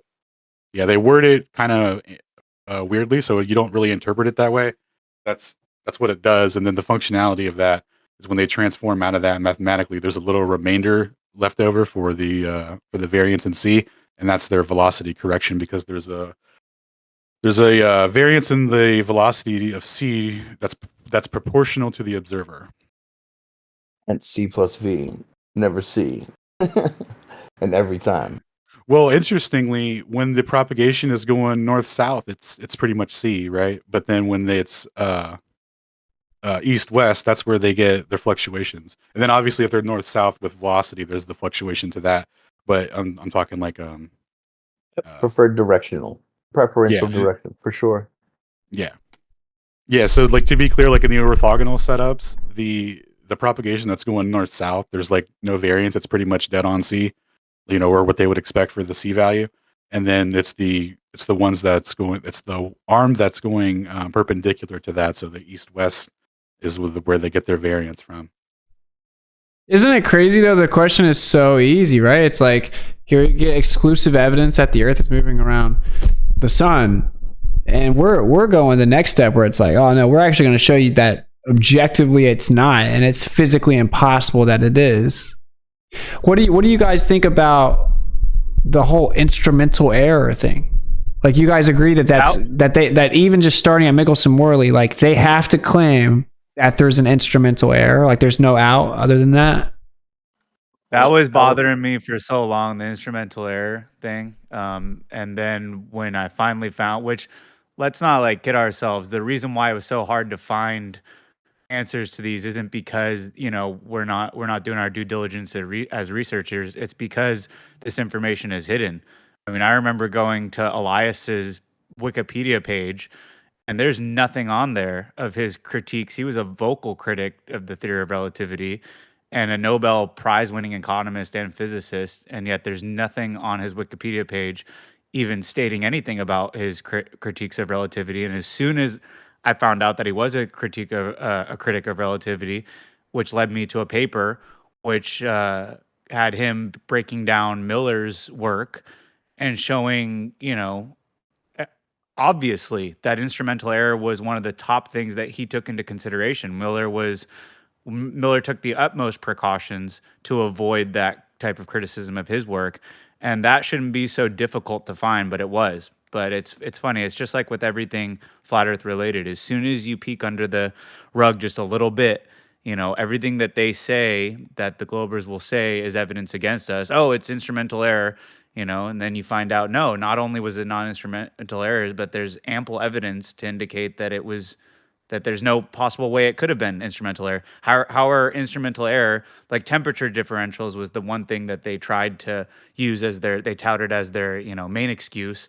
And then it's like, how are temperature differentials going to give you, you know, gradually changing fringe shifts that correlate perfectly with the equinoxes? There's that doesn't correlate with temperature at all.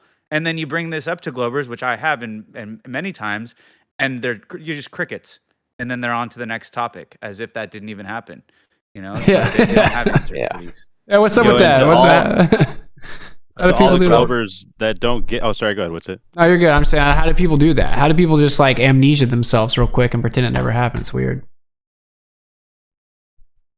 I think that even the original experiment, as he just gave the explanation of that gentleman whose name I won't get right, the Asian gentleman who did the 0304 experiments. I mean, even if they were right in what they said, and it was like a linear derivation on that orthogonal setup, and it wouldn't work, they still didn't give an adequate explanation for the small fringe shift that did occur that they tried to say was instrumental error. So like these decades passed, and it was never explained away. Miller did his experiments and showed it that it in fact was an experimental error, and then everyone just was like, yeah, well, Miller's probably just wrong. So as long as Miller's wrong, everything we're saying is right. But they never actually admitted that he was right because they don't have an alternate explanation. Because even Einstein said if he's right, then my model falls apart. So they just kind of just moved on and shut up about it. And let's not forget either that Sagnac debunks relativity on the face of it. The only reason why Wang is so great to have is because the typical Glober refuses to accept that circular paths will, you know, are subjected to the laws of relativity that Einstein specifically claimed that they should be. So, you know, it's just extra, it's just icing on the cake to have Wang. But I mean, if you were to just if Globers were to abide by their own rule set, then they'd realize that, you know, all circular laser interferometry types, ring laser gyros, fiber optic gyros, Sagnac, the Michelson-Gale-Pearson experiment, they falsify relativity on the face of it already. Yeah, everyone should watch Alan's presentation. All your interferometry are now belong to us, and then now you can see what Dayton Miller was alive. No one dared to refute. They brought up like refutations, at which point he would produce hundreds of thousands of experiments, including the new variables that they cited for the derivation, showing that was not the case, and then they would go away. And then they come up with other objections, and he would produce 200,000 more experiments refuting those objections, and then they would go away. Only when he passed away and all his experiments were done, then they started to discredit and refute. Oh, and they went, oh, you know what? Temperature explains it all, and off it went. Never spoke about it again. Yeah, and I like Alan's in Alan's debate against McToon, he kind of laid this out. But just to clarify, like the reason why they're able to with modern perpendicular types, Michelson-Morley experiments, is to cover up these obvious fringe shifts so easily, is because of the great effort that Miller went into to try to resolve the instrumental. I mean, he literally wrote the book on how to make sure that there were no instrumental errors, or there were no other factors that would impede on the readings of the fringe shifts. And then modern day laser interferometry, what they do is they basically reverse engineer using his work, what he said not to do. Then they just do everything that he said not to do to get the most accurate reading in order 100%. to hide the fringe shifts that are obviously there. So they, It's so suspect, bro. It's like what I think is crazy about this, right? Is why would you just choose to ignore this? So I don't know who this is. I don't know who this is. Maybe this is someone. Danny Glober, my 12-year-old niece was intuitive enough to ask, why did the error always go in the same way? Very good question. That's what I'm saying. Like, bro, it's I've never heard someone respond. It's so the most devoted will not respond to that. So you need it to be instrumental error. That was my question to start it off, right? Like, you have to have that, even just starting with Michelson, much less like Dayton Miller, right? So you need instrumental error for the heliocentric model to even in theory be possible objectively. Like, that's what you need. Okay. And relativity is needed to even make it possible theoretically.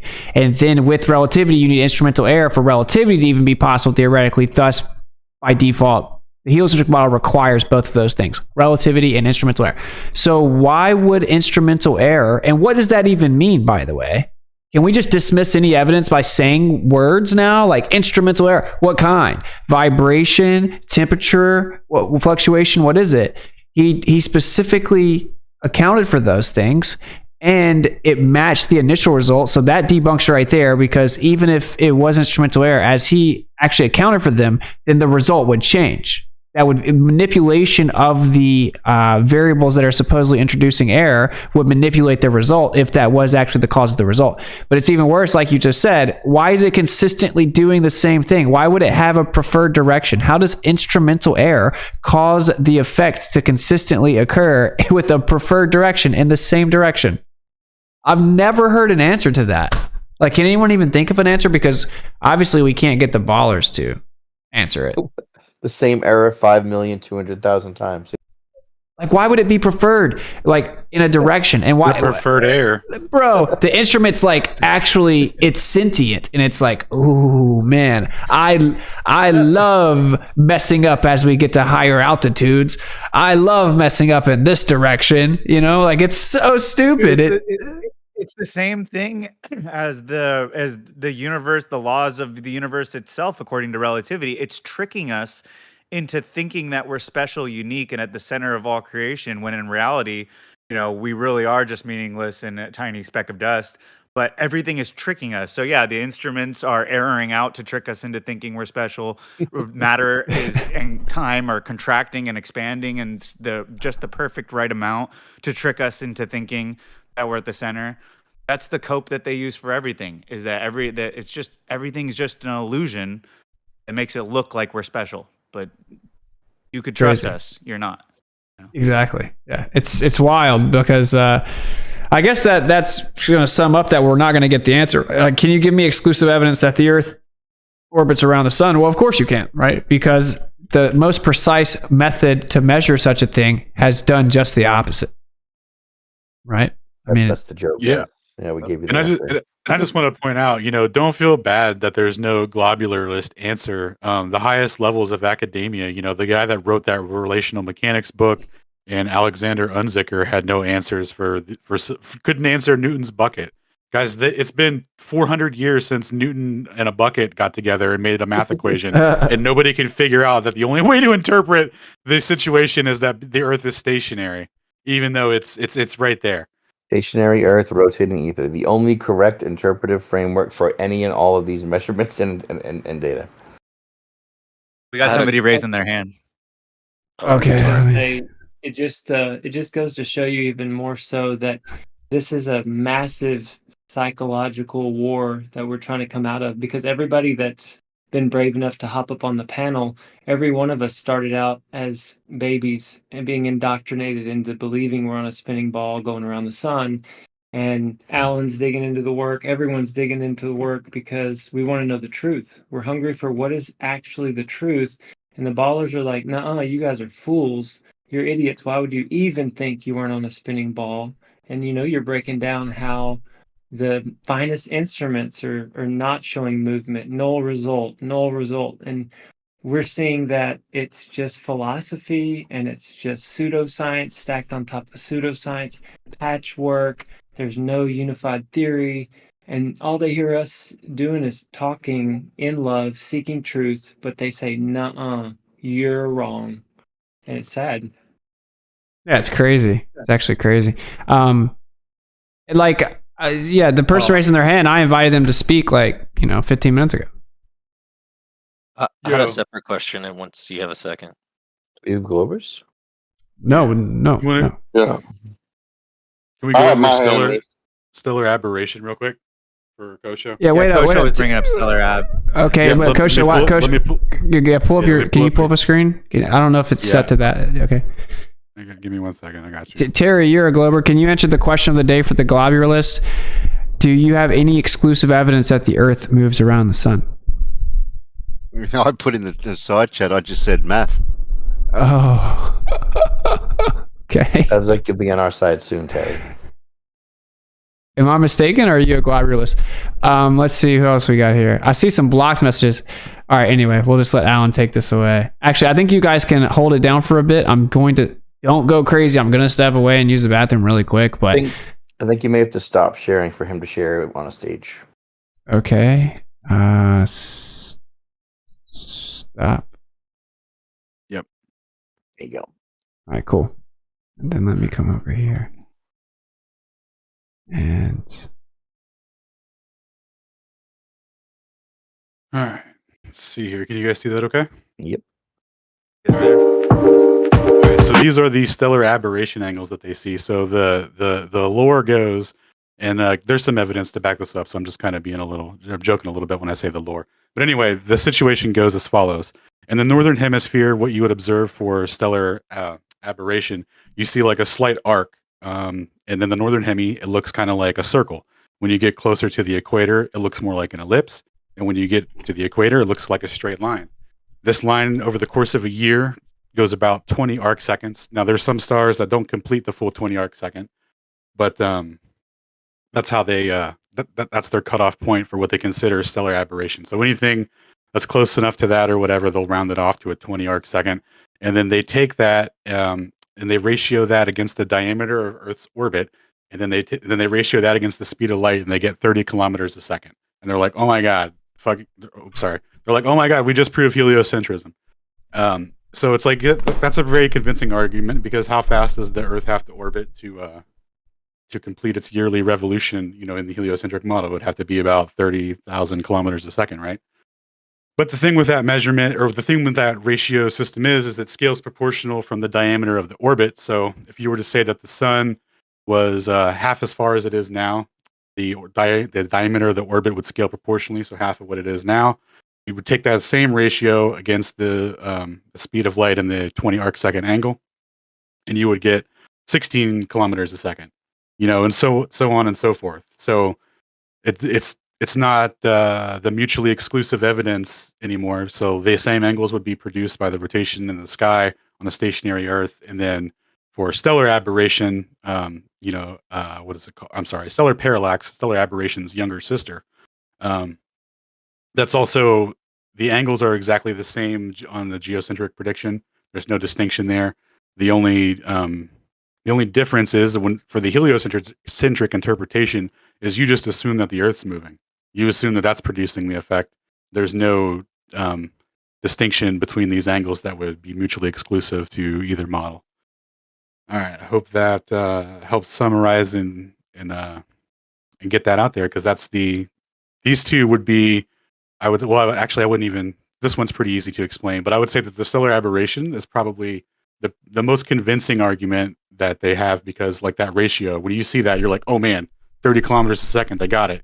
It scales from the diameter to produce all that. So when they see the sun moving across the sky, they measure that in arc seconds. There's no way to determine the actual diameter of any orbit. You can only determine how fast something's moving through the sky with measurements in arc seconds. So yeah, when you're measuring it off of angular size and all that, you're like, yeah, if the orbit was half, or if the diameter was halved, the speed would also scale proportional to whatever it needs to be to fit the model for that distance. Are you saying that's like a small scale factor of like covariance scaling, where they take a model and they change a factor, and then all factors of the model at scale would scale proportionally? If you notice, it's also anything to do with optics has to be latitude dependent when they try to do anything on the globe, right? Because that's how stars work. Yeah, and that's how scale and variance works. So, yeah, it fits proportional to that. They could always have it reduced back to that once they have everything set in stone. When they're committed to like, this is the speed, blah blah blah. You could reduce it back. You could reduce it back proportionally, no problem. Yep. Isn't it also? Oh, sorry. Go ahead. Those are the only two. Oh, sorry, dude. Sorry, go ahead, man. You got it. I was gonna say, aren't these measurements? I mean, not done with stellar aberration, but the supposed absolute calculation method, based off of big G, which they claim to be, calculated from the lead balls, as opposed to being derived backwards by taking up estimated density of the Earth based on the radius and then plugging it in and then working it out that way, and then boom, we've got the big G, and we just plug it in and build a universe off it. Well, it's funny you mentioned that, because that's kinematic as well. And then once you get into applying that to observations, what's it called? Newtonian's description. The Newtonian description of orbits is covariant with Kepler's laws, and those are just observationals. It's just observations. You don't need, once you have a constant. Once you have two constants and a periodicity of an event, you're just plugging it in. You can derive it back, any way you want. And they actually don't even get the mass of it. So like the way you were just saying, what they did is they got their G for Earth, and then they applied that to the sun, and then they just started referencing everything to the sun. Because once you have that equation, the way it plugs in, you can get the for momentum, you could extract backwards compatible what the mass would have to be. So they just keep backwards compatibility things and going, oh, the mass of this planet's moon must be this, because when we apply this equation to the periodicity of the event that we're observing, it scales proportionally, and that's how it works. But then they can just reduce the mass right out of it because it's meaningless and has no effect in reality. It's a giant universe built off of one variable, which is big G, but after they applied it from the Earth to the sun and built everything off the sun. But if what I was saying was big G, because they have a number that they purport to work, and they just scale their observations that they see accordingly to show it. But if they were to, like, the theory that I'm saying is that when Cavendish, claimed to have calculated it, really, he compared it to, because they had an estimated average density of the Earth. He just compared that with the radius and just did the math backwards, and that's how he got it. He didn't actually use a mirror to measure big G. He just took, and then used that to weigh the Earth. He just took what they estimated the density of the Earth was, multiplied it by the size of the Earth, and then got the weight of the Earth that way, and then solved backwards for big G. And that's what they use. I mean, that's really interesting. I didn't realize that. That's interesting. Because they at that point in time, in that year, they had already, prior to that, had estimated what the density of the Earth was between its, layers and the size of the layers. So you just work that out, and you just have a weight, Yeah, once they commit to a model that way, they're set with it. There was a similar situation with Gauss in the late 1800s. He came up with a proportional ratioing to where you could take spherical excess and reverse engineer the radius out of it. So like once you have a committed radius, it's all subsequent observations. You could have it set up where like you throw out any terrestrial observation that's not going to reduce back to to give you spherical excess in accordance to what you would need to reduce it back to 3959. It's crazy. A good resource on the derivation thing is if you've ever seen Brian Mullen's Balls Out Physics, he has an episode on the universal gravitational constant where he talks about how, but wait a minute, if we were to just solve it this way, you would still come up with what this G is supposed to be, and you could build a model off of it. It's pretty interesting. Dude, yeah, it's even more kinematic than I thought. Yeah, I'll have to go back. I'll have to go back and watch that because that adequately explains the root of all of it. Because once they have that G right there, they take that and then they can extrapolate the other M, and then these other M's cancel out for all their events, and that's it. But it's all reduces back to their constants, and then they adjust for the periodicity of the event. All right, so I stepped away. I missed the context here, but I know you did cover aberration, right? Yeah, because that's the only supposed answer so far, right? So, and I missed it, but I'll just say concisely. Aberration, the displacement of the stars allegedly because the Earth is orbiting the sun, is there's an ether drift, and so the light is basically affected on its way to the Earth, and even light not traveling, just being an excitation, disturbance, or perturbation of the ether, basically already being instantly there. We perceive it, and the actual perception or distance between the perception of the source of the excitation is altered by the drift. Long story short, if there's a drift in an ether, that's going to affect the actual light from the source to the Earth, and they claim that it's actually the Earth flying through space causing it. So it's pretty simple, right? I mean, the aberration is in no way exclusive evidence that the Earth orbits the sun. So let's see what else they can come up with, I guess.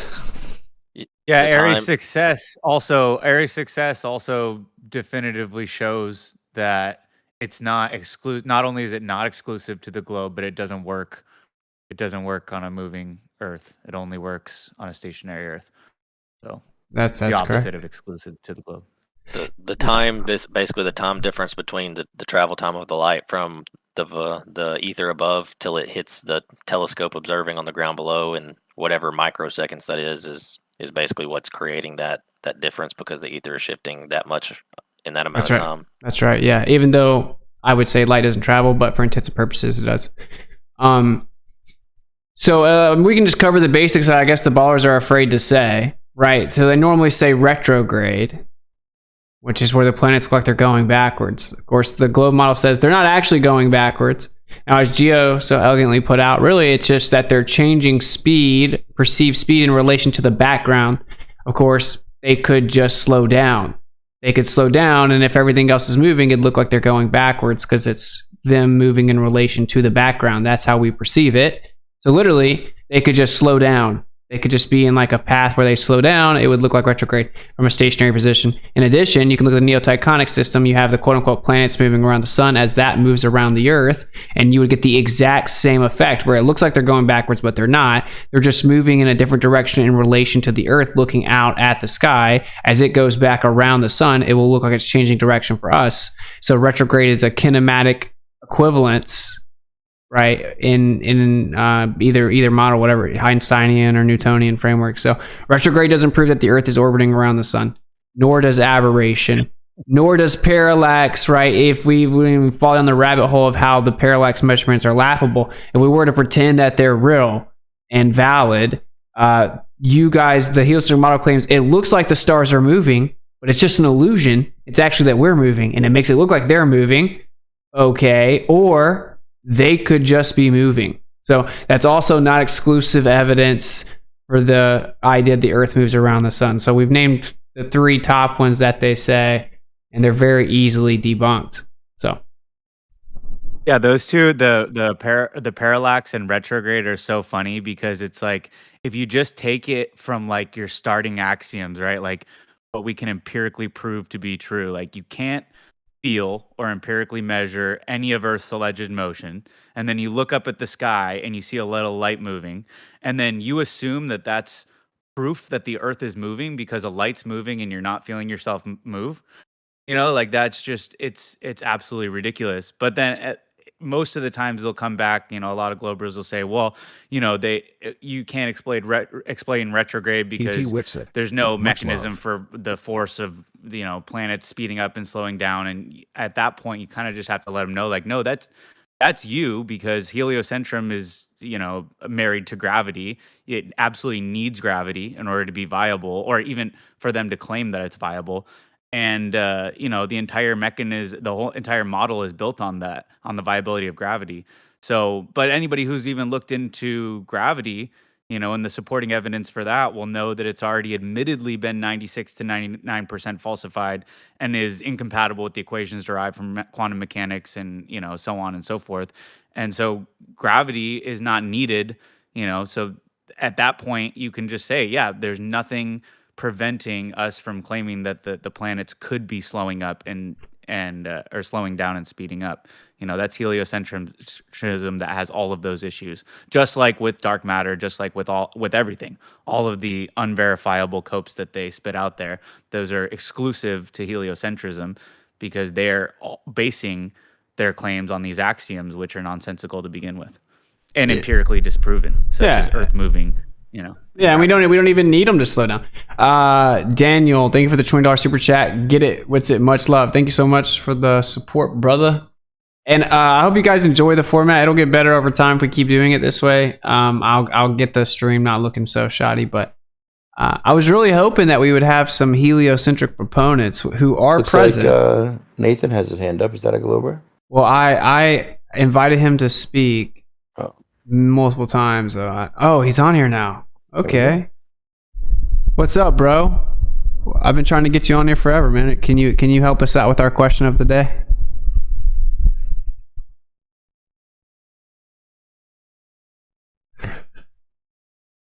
Anticlimactic. I have a question. When you join, he might not know he's default muted when he joins. Yeah, you have to accept that you want to speak. I didn't know that. Oh, sorry. I got unmuted. Hey, good evening. Enjoyed the presentation. I don't have a globe argument, but I was hoping that maybe somebody on the panel could help explain to me why is the people over at FED, why can they say that all of these things dealing with interferometry aren't science? Oh man, it's a very good question. Great question, man. You want to take that one with it, or? Well, I have a position that maybe isn't the same as everyone else's. I would say that the interferometry itself isn't science because it's measurement, and I don't think measurement is exclusively science the way that they define it. Meaning, science means to know, pursuit of knowledge. Natural science is the study of the natural world, trying to find knowledge about the way the natural world works or what exists. I wouldn't say measurement is science the same way I would say that determining if the Earth is a globe or not isn't science. That's a measurement question, it's a geometric question, and measurement isn't science. Measurement is just typically incorporated into science. So that's actually my answer, and it is irrelevant if you say it's science or not. Like, okay, then we couldn't even disprove the globe if we couldn't use measurement. And just so happens that these are the most precise measurements known to man, and they directly refute the globe, just like long distance measurements would refute the globe. So that would be my answer. Just an attempt to say it's not science and then laugh and dismiss it because they can't actually respond to it intellectually, nor do they even understand it. I mean, I don't know. I feel it to be somewhat irrelevant. Now, I think that maybe Alan and some other people have a spin on it where they would say that it is science. I would say maybe, I mean, not specifically. I would say it's a measurement of the perceived propagation rate of light relative to altitude, direction, and different variables. So just highly precise measurement that refutes the claim that the Earth is a globe that spins is how I would classify them. And I would say that they're very important. And then the colloquial use of the word experiment, if we're not just screaming with veins popping out of our neck about what science is, doesn't bother me to call it the Michelson-Morley experiment. So that would be my answer. And I'll repeat it one more time very concisely. It's like, even if you were to apply that dogmatic interpretation of science and say that the Michelson-Morley experiment or the interferometry is not science, that doesn't really mean anything because they're using it as justification to dismiss the measurements. But if we weren't going to use measurements in this conversation, we could never say the Earth was flat in the first place, because that's how we refute the globe, is with measurement, because it's a measurement question. So, that's kind of my answer. I mean, I'm happy to hear another input as to how you think it maybe is science or something. I think that's perfect. I think that's definitely how most of us feel, right? To try and dismiss all of it based on a quibble what you want to qualify as science is kind of silly, because the whole branch of interferometry and measurements refutes the globe, takes back the position, solidifies our position, solidifies no movement, refutes the the speed of light. It strikes like at the heart of heliocentricity in every aspect, and to dismiss a weapon like that is just silly. Yeah, it's like, so I guess your whole sextant argument needs to be dismissed as well, right? Because that's measurement, that's not science. Using a sextant is not science. Any measurements on the Earth is not science, right? It's like this person says, them saying that you can't use interferometry is like saying you can't use a tape measure to get the length of a board. It's stupid. Yeah, like the reason it's so stupid is because the only way to refute the globe model is measurement. Right? So it's like, that's why I think it's stupid. And interferometry is a great measuring device. They actually had to change all of physics to say that the measuring device changes, guys. Like, come on. Yeah, we all know that's suspicious, right? Let's not overlook that.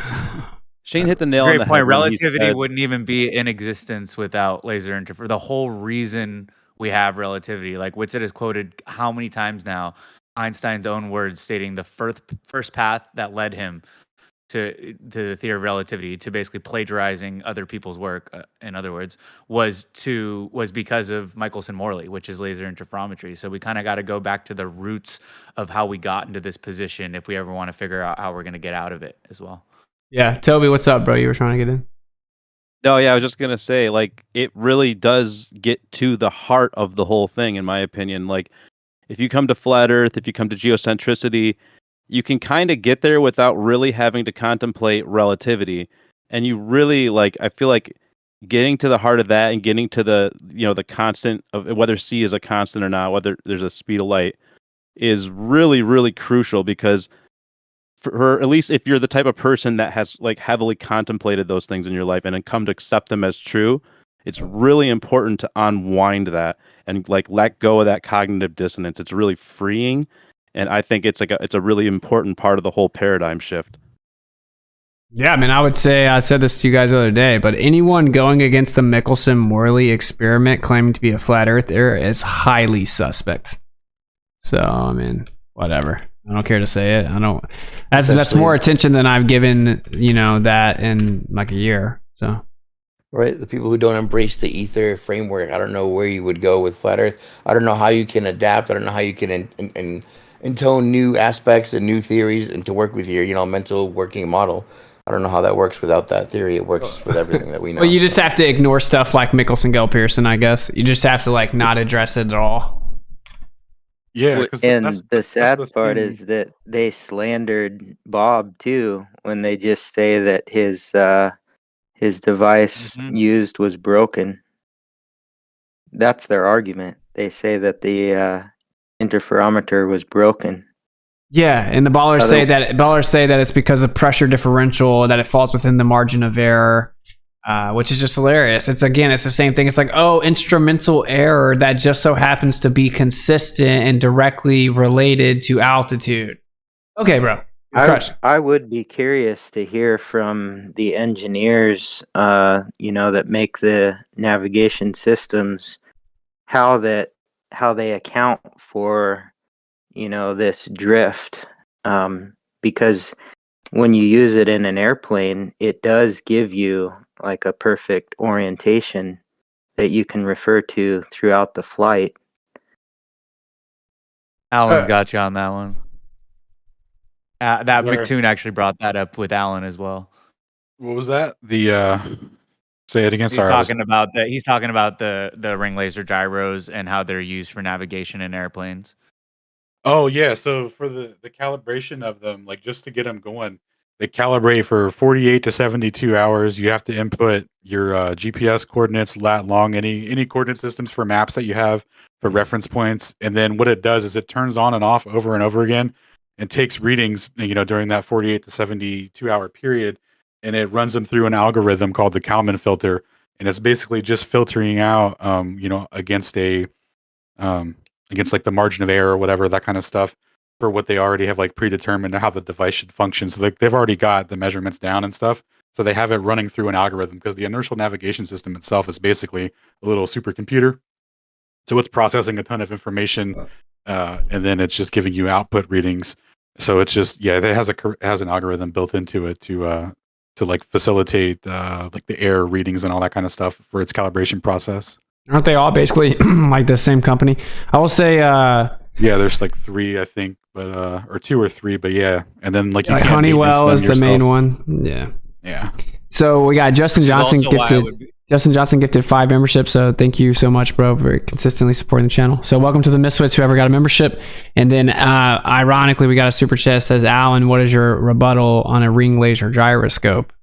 And I think you just said that. But in addition to that, it's like we just covered the whole stream that the ring laser gyroscope is engineered with the principle of the Sagnac effect, and that is specifically only explained within a framework of a stationary lab frame, meaning that the Earth is stationary and that there's something coming from above, some cosmic influence that's causing the change in the propagation rate of the light. That's what the Sagnac effect is, and he said that when he discovered it was the vortex in the ether, and they still can't even agree on how to try to explain it with relativity. And when you combine Michelson-Gale-Pearson and Michelson-Morley, heliocentrism falls flat. So the ring laser gyro is exclusively ours.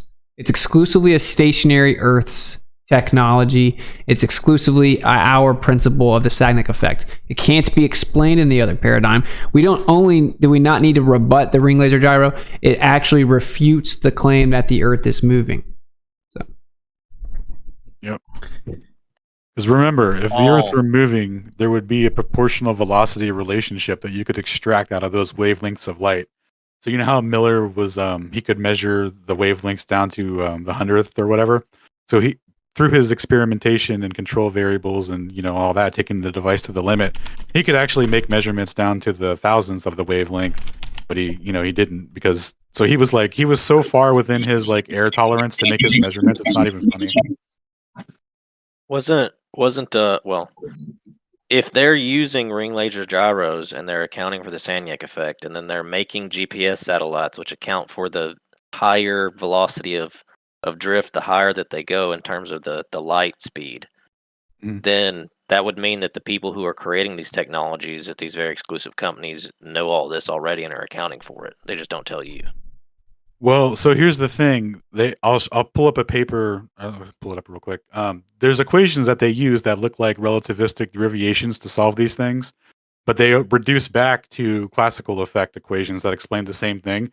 So people work on these technologies. They have these quote unquote relativistic equations on the face of it, and they're like, oh, okay, cool.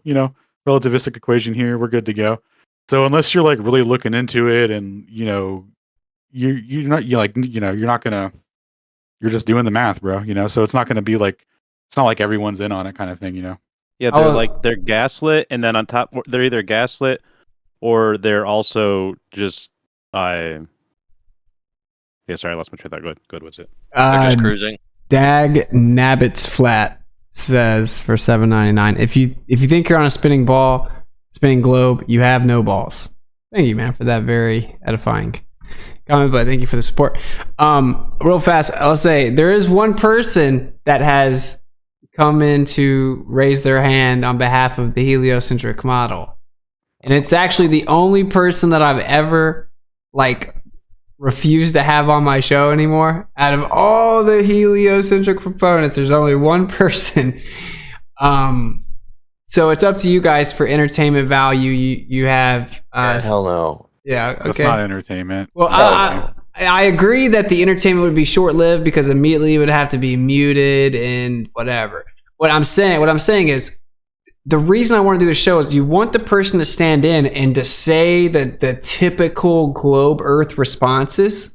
Because as we do it, they're like, no, that's not really what we say. These, they need. That's why I wanted to do the show in the first place. Was that no, this is them saying it, and that's why I ended up doing In the Field. So obviously, this would be the opposite direction of In the Field. So I'll leave it up to you guys. The opposite direction. Yeah, we don't have to do that. Go ahead. You're right. If you want to do it, man, because it'll just, Well, yeah, it'll be very short-lived, and I'll mute. I'll just mute, right? I mean, I'll kick. Out of hand, you could always kick them off. Yeah, I'll just have to kick them. Okay, so we'll let you on, and I'll have to hover over the kick button, I guess. So, all right. So we're going to ask the question of the day and see if you have an answer. Do you have any exclusive evidence that the Earth is orbiting around the sun? Yeah, stellar parallax. We just covered that that's not exclusive. Why isn't it? You're echoing super fast. I don't mean to. I'm sorry. Literal echo chamber. It's okay. Is it really bad? I Yes. don't know It's pretty what bad. the problem is. You're echoing. But no, look, I'll cover it again. So stellar parallax is the alleged displacement of the stars, and they claim the reason the stars move in the sky is because the Earth is moving. So the stars look like they're moving, but they're not really moving. It's just an illusion because we're moving. So the evidence that the stars are not moving is that we see them moving. Okay. Well, of course, you could just say, "Oh, well, the stars are just moving, and the Earth's not moving," and then you could adequately explain the phenomenon. So I'm checking my mic. Is it better now? no, it's a sign. No, I mean, is the echo gone? No, it's No, not. it's bad. I don't know why it's there. Okay. Well. Well, then, I can't then give you an answer then. All right. Perfect. The problem is. It's all good. You can't give me an answer anyway. I think your done. All right. We tried. The ether didn't even want it to happen. So what can you do? I had another question from the debate you had the other night. Yeah. Or earlier this month. You remember your debate with T-Jump, right? Yeah, if you want to call it that, yeah. Right. I mean, it wasn't a debate. I mean, if Mindshock had analyzed that, he would have broken the buzzer on it. But so at one point, he asked you about the 99% error with the dark matter as compared to what should be expected under relativistic interpretations. Uh-huh. And he basically made this point that, well, there is this measurement of what we call dark matter, and you might not need it in your model, but there's still an observation that there's something happening there. Mhm. What is that something under your model? So it's a two-part question. Number one is what is that something? Because I know it's not necessary to exist under geocentrism. I'm not super familiar with the dark matter observation, so I kind of want to know what it is he's talking about. And number two, right before you came back, you were asking what we were covering. Me and Alan were talking about how when they derive big G, when Cavendish did his experiment and claimed to calculate it, what if they were really just estimating what Earth's weight was based on the estimated density and the known, quote unquote, known size, and doing a weight calculation that way, and then backwards channeling it into the equation, and then that's what they used. And then maybe they're just off by 99% of the weight of the Earth. I don't know, but go ahead. Those are separate things, but so the dark matter, it really simply put is gravity is the theory of relativity, or whether it's Einstein or Newton, either way. You take the belief of gravity and you look into the sky and you say, look, everything is moving in the sky because of gravity. And so when there's a certain amount of mass, you have a certain amount of gravity, and that causes things to move around. When they looked in the sky, they saw that things were moving around in such a way that would require a ton of gravity that couldn't be there because there wasn't enough mass. And specifically, the first most prominent one is Fritz Zwicky in 1933. He looked at a cluster of galaxies, so just a group of galaxies that are all staying together in a cluster. And based on the amount of mass that was detected, then the galaxy should be flying out of the cluster. They shouldn't stay there because there wouldn't be near enough gravity to hold them together. Yet they were held together, and there was only 1% of the mass needed to keep them there, according to gravity, the theory of gravity, whether that be relativity or whatever. And so what they did, instead of saying clearly our theory of gravity is not correct because the phenomena, the effect that we're attributing to gravity is clearly so strong there, it can't be what we're claiming gravity is because there's not near enough mass. There's only 1%. They said there must be 99% invisible, undetected, undefined something that acts like mass.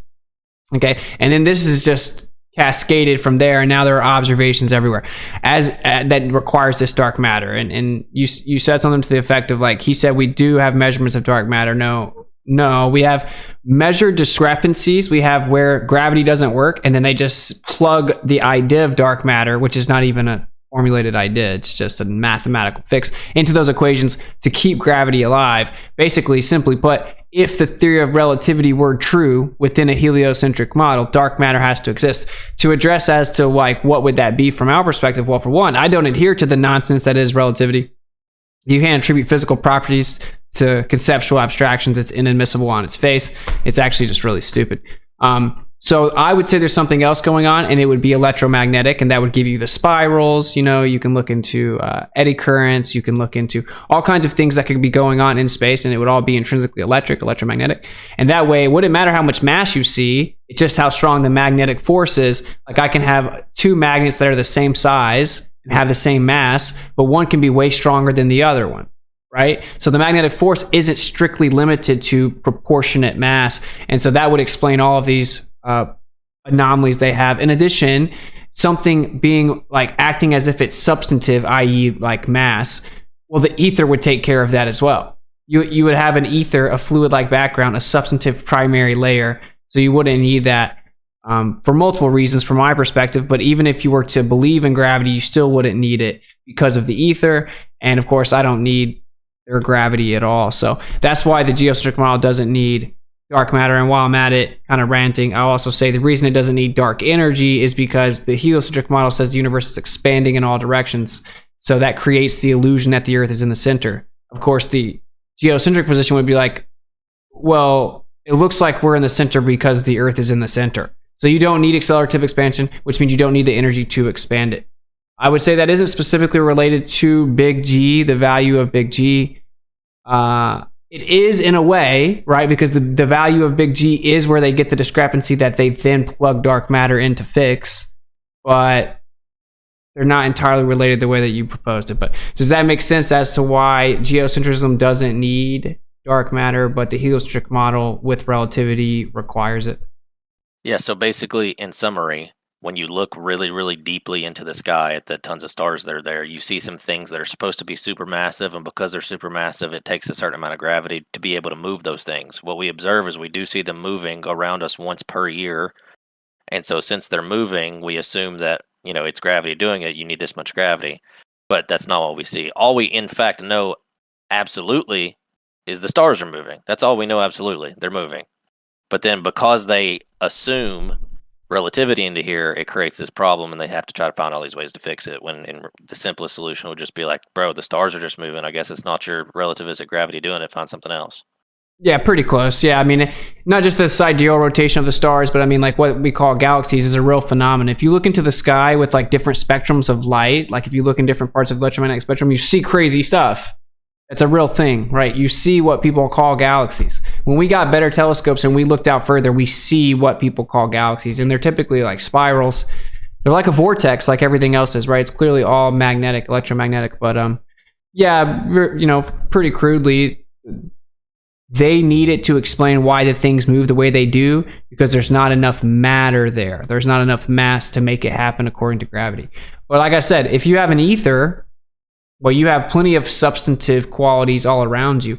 And if you aren't limited to their version of gravity, which they are because of stuff like Michelson-Morley, which we obviously accept for what it is, you have a free range of things. All you need is an etheric background with an electromagnetic causal agent or force in the sky, and you can explain all the motion effortlessly. In fact, I'll say this too. I was trying to tell the heliocentric proponents this. I was trying to help them out. I'm like, look, here's the deal, bro. This is I'm going to help you. I'm going to be on your team for a second, okay?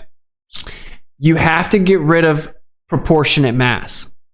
Okay? You can never explain what happens in the sky with any theory that has proportionate mass, whether that's relativity, Newtonian gravity, modified Newtonian dynamics. Those are all proportionate to mass, meaning this amount of mass, this amount of gravity. That will never work. It will never work. You need something that's not proportionate to mass, and so you would need something like electromagnetic force. And they can't have that for many other reasons. But anyway, I'll stop ranting. But that's basically the crux of the issue for them, is that their gravity doesn't work, but they can't just come up with a new one because of Michelson-Morley. You have to have the theory of relativity. You need to make the medium a superfluid, and then you have a frictionless environment. that helps them out with certain observations, but not with stuff like the galaxy clusters and the galaxy rotational speeds and stuff like that. It's still a year, right? There's things they wouldn't know, but without the mass, they can't go with their current model of gravity. That's why they came up with dark matter in the first place. But if they change the medium if they change the medium, then they could, I mean, surely they could come up with some mathematical way of explaining it. But maybe, they would have to change what gravity is. Yeah, they would have to change the medium and what gravity is. The way that I always look at it. Isn't the redshift what debunks everything? Because as soon as everything's spreading apart, then gravity's not keeping it together.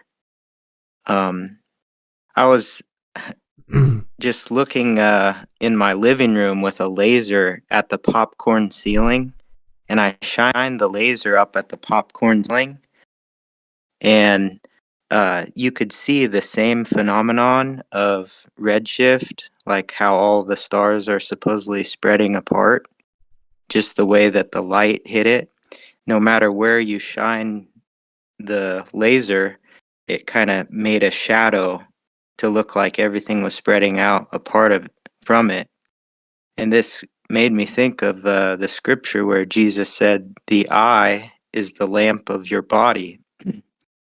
And so essentially, like, what you see is the center.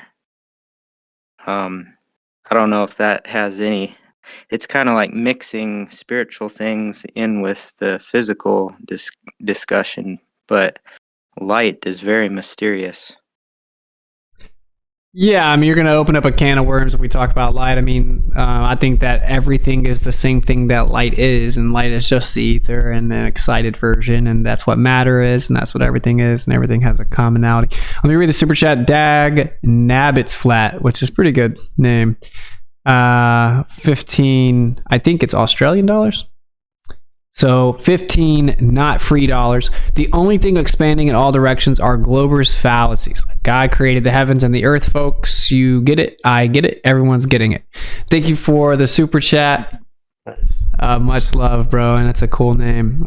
If that's Australian, though, get yourself a gun or come on over and hang out with the free boys. Sorry, I got to take shots at Australia. If anyone's offended, I mean, get over it. All right. So we still got no ballers, is that right? Oh, we got Kosho. No, we don't. Kosho, is the invite's already sent. Okay. Alan, you were going to show something earlier? Wait, let me take this opportunity to shamelessly plug the summit, okay? I want to shamelessly plug the summit. I'm going to play it. Here, I'll share my screen so you guys can see it too, so you aren't left out in Discord. But, yeah, it's just a 60-second video. And here it is. Guys, give me feedback. Make sure you can hear it on YouTube. I think you guys should be able to hear it. Summit trailer. Turn it on. All right, let's play it.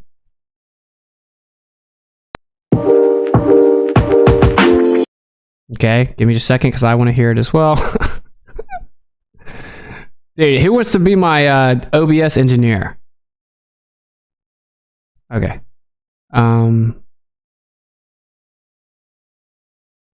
Properties.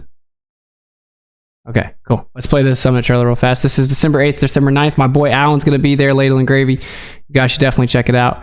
But here is a quick little trailer teaser.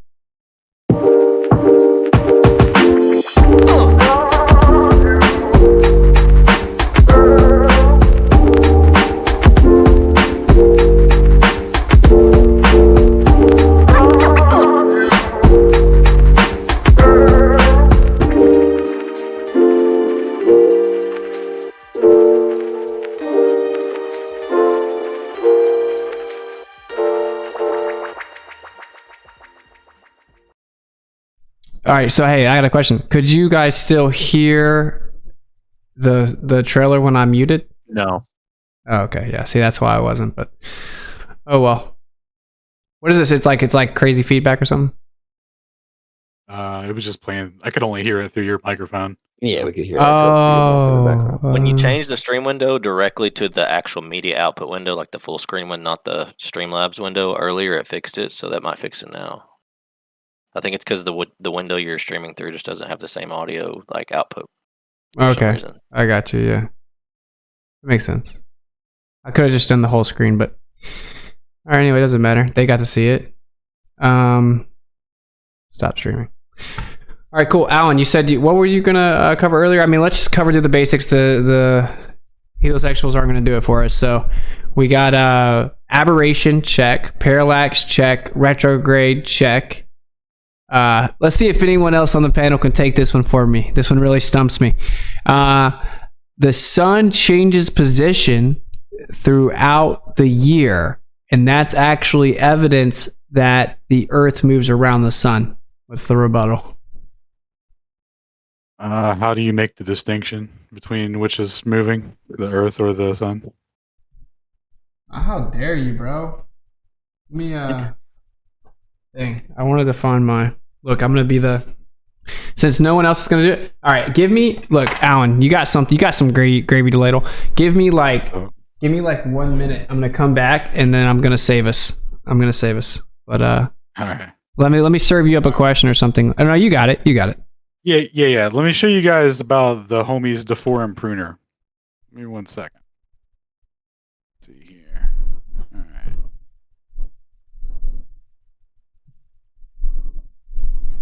Deform pruner.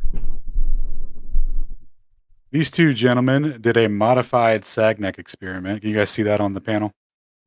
Yep. Cool. All right, so these guys did a modified Sagnac setup. So we've seen the traditional setup where it's just a circular disc.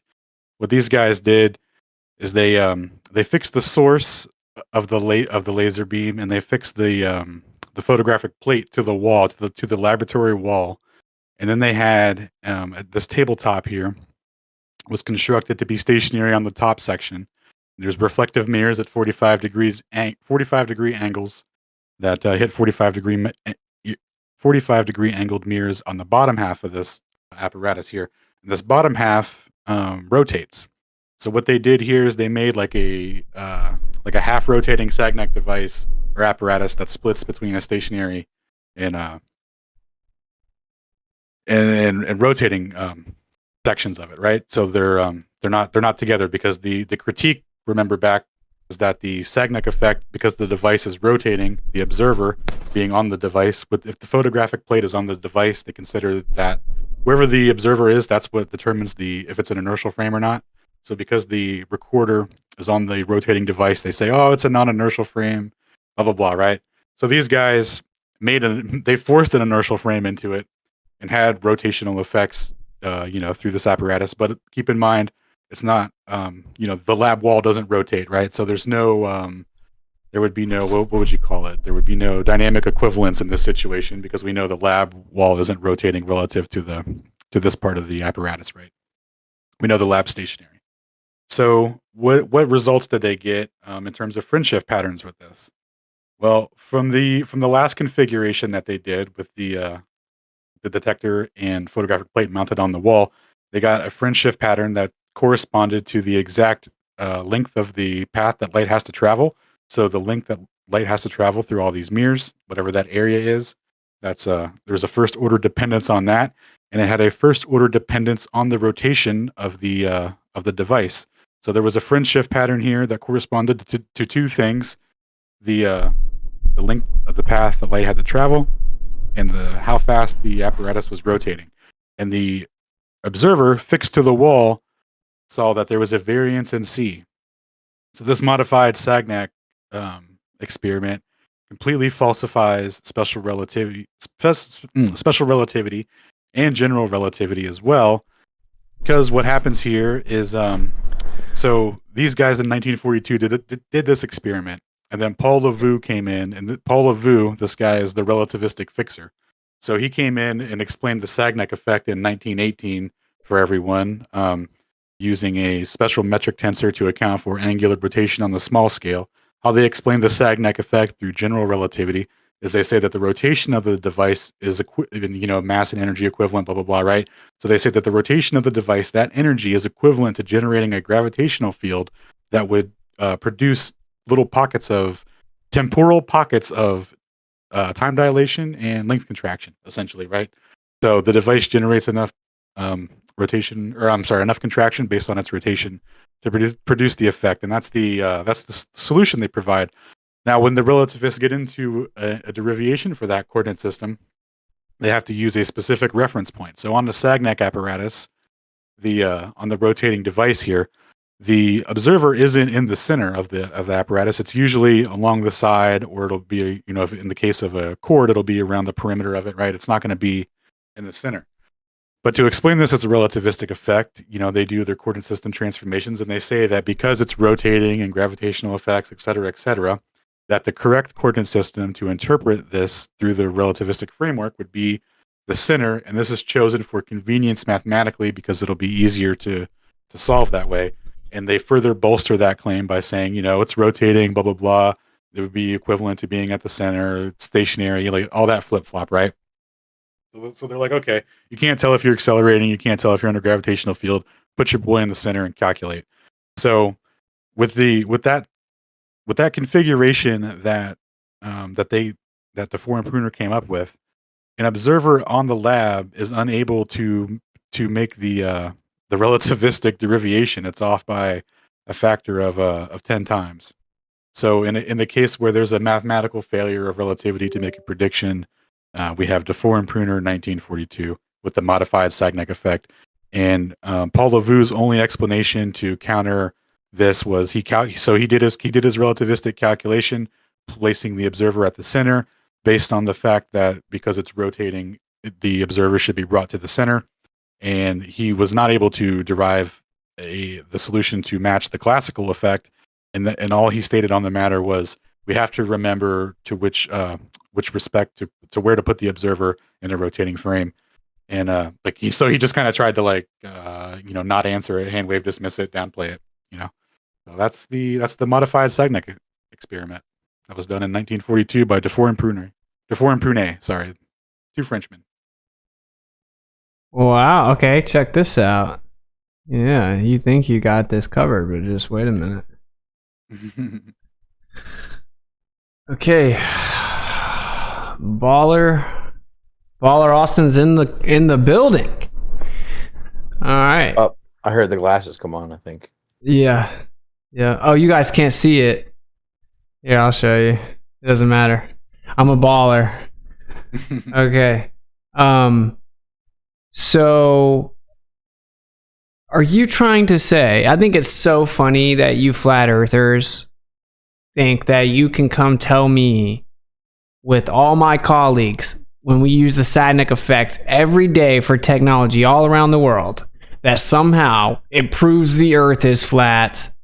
Okay, so the Sagnac effect is easily explained because it can only occur if the earth is rotating. That's what I thought, bro. You got nothing. That's right, bro. Soak it in. So you're basing that on what measurement exactly? Which rotation measurement? All of them. We use them every day.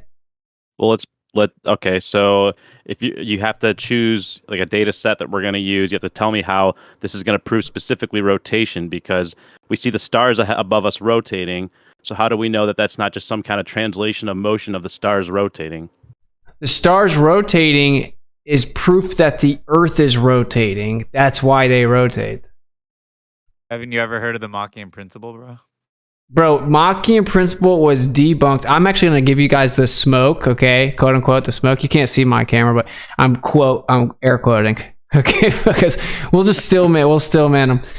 The Machian principle right, was initially acknowledged as semi-valid by Einstein early on in his career, but the year before he died, he acknowledged that it wasn't valid anymore because someone else actually did a piece and they wrote a paper describing the mathematics of the Machian application to the current model. And it showed that in order for that to be true, that everything from Neptune and further out would have to be going faster than the speed of light, which means that it wouldn't work within relativity. So when Einstein initially thought it was valid, he overlooked that mathematical problem, and then it was debunked, and he acknowledged it the year before he died. So the Machian principle is not dynamically equivalent in relativity, and Einstein acknowledged it right before he died.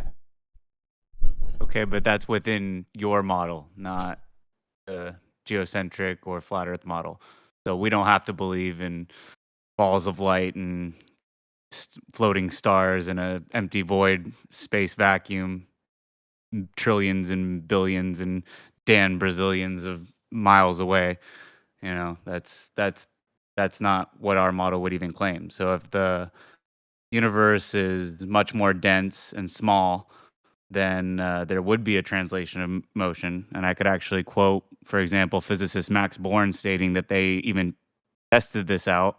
There was a guy named Thuring who calculated that the field due to a rotating hollow thick-walled sphere would create the same Coriolis forces and centrifugal forces inside of that cavity, usually attributed to absolute space. So all we would need to show is that there's a translation of motion through the medium, and we don't have to accept your presuppositions about relativity in order to do that. Well, I'm just addressing this word salad spewing con man grifter named Witsit, who keeps on claiming that there is a dynamic equivalence in even relativity that shows the acknowledgement of the validity in the Machian principle. All right, now I have to take the glasses off. Yeah, and the reason that I say that is because even according to relativity, you may have assumed that there is actually a finite speed limit to light, but as you see in Einstein's own words in his paper, Relativity is Special and General Theory, and in Rosser's book, Breaking It Down, showing that in the presence of a stronger gravitational field, i.e. any distant galaxies or immense masses in motion further out than the local system, that in the presence of such strong forces, that there would not be a speed limit imposed on relativity. In fact, it could go or on light in relativity. In fact, it could go faster than the speed of light according to relativistic application and mathematics in and of itself, which is why Einstein himself ended up saying that although claimed in the initial special theory of relativity that there was a speed limit effectively, that in subsequent examination we can no longer claim the constancy of light in a vacuum has unlimited validity. He himself admitted that there would be a dynamic equivalence with the Machian principle even in relativity, because in that scenario, with those immense distant galaxies and masses and gravitational forces, or forces akin to gravitational forces that they assume were fictitious but treated as if they were real, that there wouldn't be a speed limit in any way. So even if you are obviously correct in that the whole entire idea is based upon the idea of, oh, these things are so far away in a vacuum, and that means they have to go faster than the speed of light because look how far away they are. And if you look at the distance from the Earth, before they could spin all the way around the Earth, they have to go faster than the speed of light. Well, A, we don't believe in your stupid vacuum or your distances, right? It seems to be a much more dense medium. Everything is much more local, and the quote-unquote universe is finite and closed, to quote Edwin Hubble, also suspiciously young. And side note, even if it were, right, in the etheric framework, there is no speed limit to light. We've actually shown that light is not constant. It actually has a propagation rate preference in terms of direction and altitude. And so the ether has no limit at all. I could go as fast as one could even possibly imagine, seeing as how it's already there, and it's just simply excitation of what is already instantly present. All right, so you were right, but I wanted to add the caveat. I have a quick question on that. Witsit, with the just out of personal curiosity, did Einstein write that letter to Ernst Mach where he stated that the forces would be minuscule? Did he write that prior to admitting that there wasn't a limit on the speed of light, or was that after? Where did those two events fall on the timeline? He wrote the letter before. He wrote the letter So before. he wrote the letter before admitting that. So basically, okay, yeah, that makes sense. Because basically the reason why he said that the forces would be minuscule is because, for one, he wouldn't have taken into consideration that they would have had to move. Oh, I guess he would have. I mean, I don't know. Well, that's why the story's so sketchy. Like, how would you miss something that obvious? Like, dude, you would immediately think, but wait a minute, if everything was spinning around the Earth, it's going to be faster and faster and faster the further away it is from the Earth. Just like the globe Earth supposedly spins the fastest of the equator, right? Just based like the radius, if you're going to cover speed equals distance over time, right? So if you increase the distance but keep the time the same, as in stars further away, but it's still one sidereal rotation of 23 hours, 56 minutes and 4 seconds or something like that. I don't remember exactly what it is. Then the things further away would have to go faster. Like, you would immediately think that. That's why the story is so suspect. And it's like right before he died, he goes back. Supposedly there's papers right before he died where he said, oh, I don't remember ever hearing about Michelson-Morley when I came up with the special theory of relativity, right? So he just started lying at the end, or people started like basically backfilling things that he said. But yeah, anyway, it is interesting, and that's why I showed it. I'll show this again, and I actually didn't read it. So let me share the screen with Discord and the stream, and we'll actually cover it, because I think that this is important. Because when you're talking to people, the reason that I think geocentrism is so important, it's like, look, bro, I'll give you the nonsense that you believe in, and you're still in trouble. Okay, sorry about that. All right, look, let's show the PowerPoint.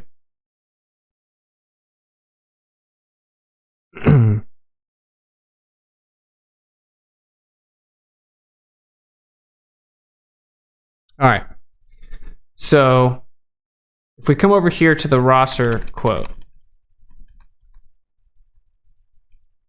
All right, so here he says, in the theory of, and again, remember I showed where Einstein originally said, in agreeing with experience, we further assume the quantity of light to be a universal constant, the velocity of light in an empty space. So, it's a universal constant. The velocity of light is constant in a vacuum.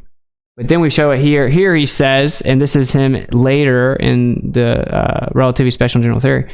In the second place, our result shows that according to the general theory of relativity, the law of constancy of the velocity of light in a vacuum, which constitutes one of the two fundamental assumptions in the special theory of relativity, and to which we have already frequently referred, cannot claim unlimited validity.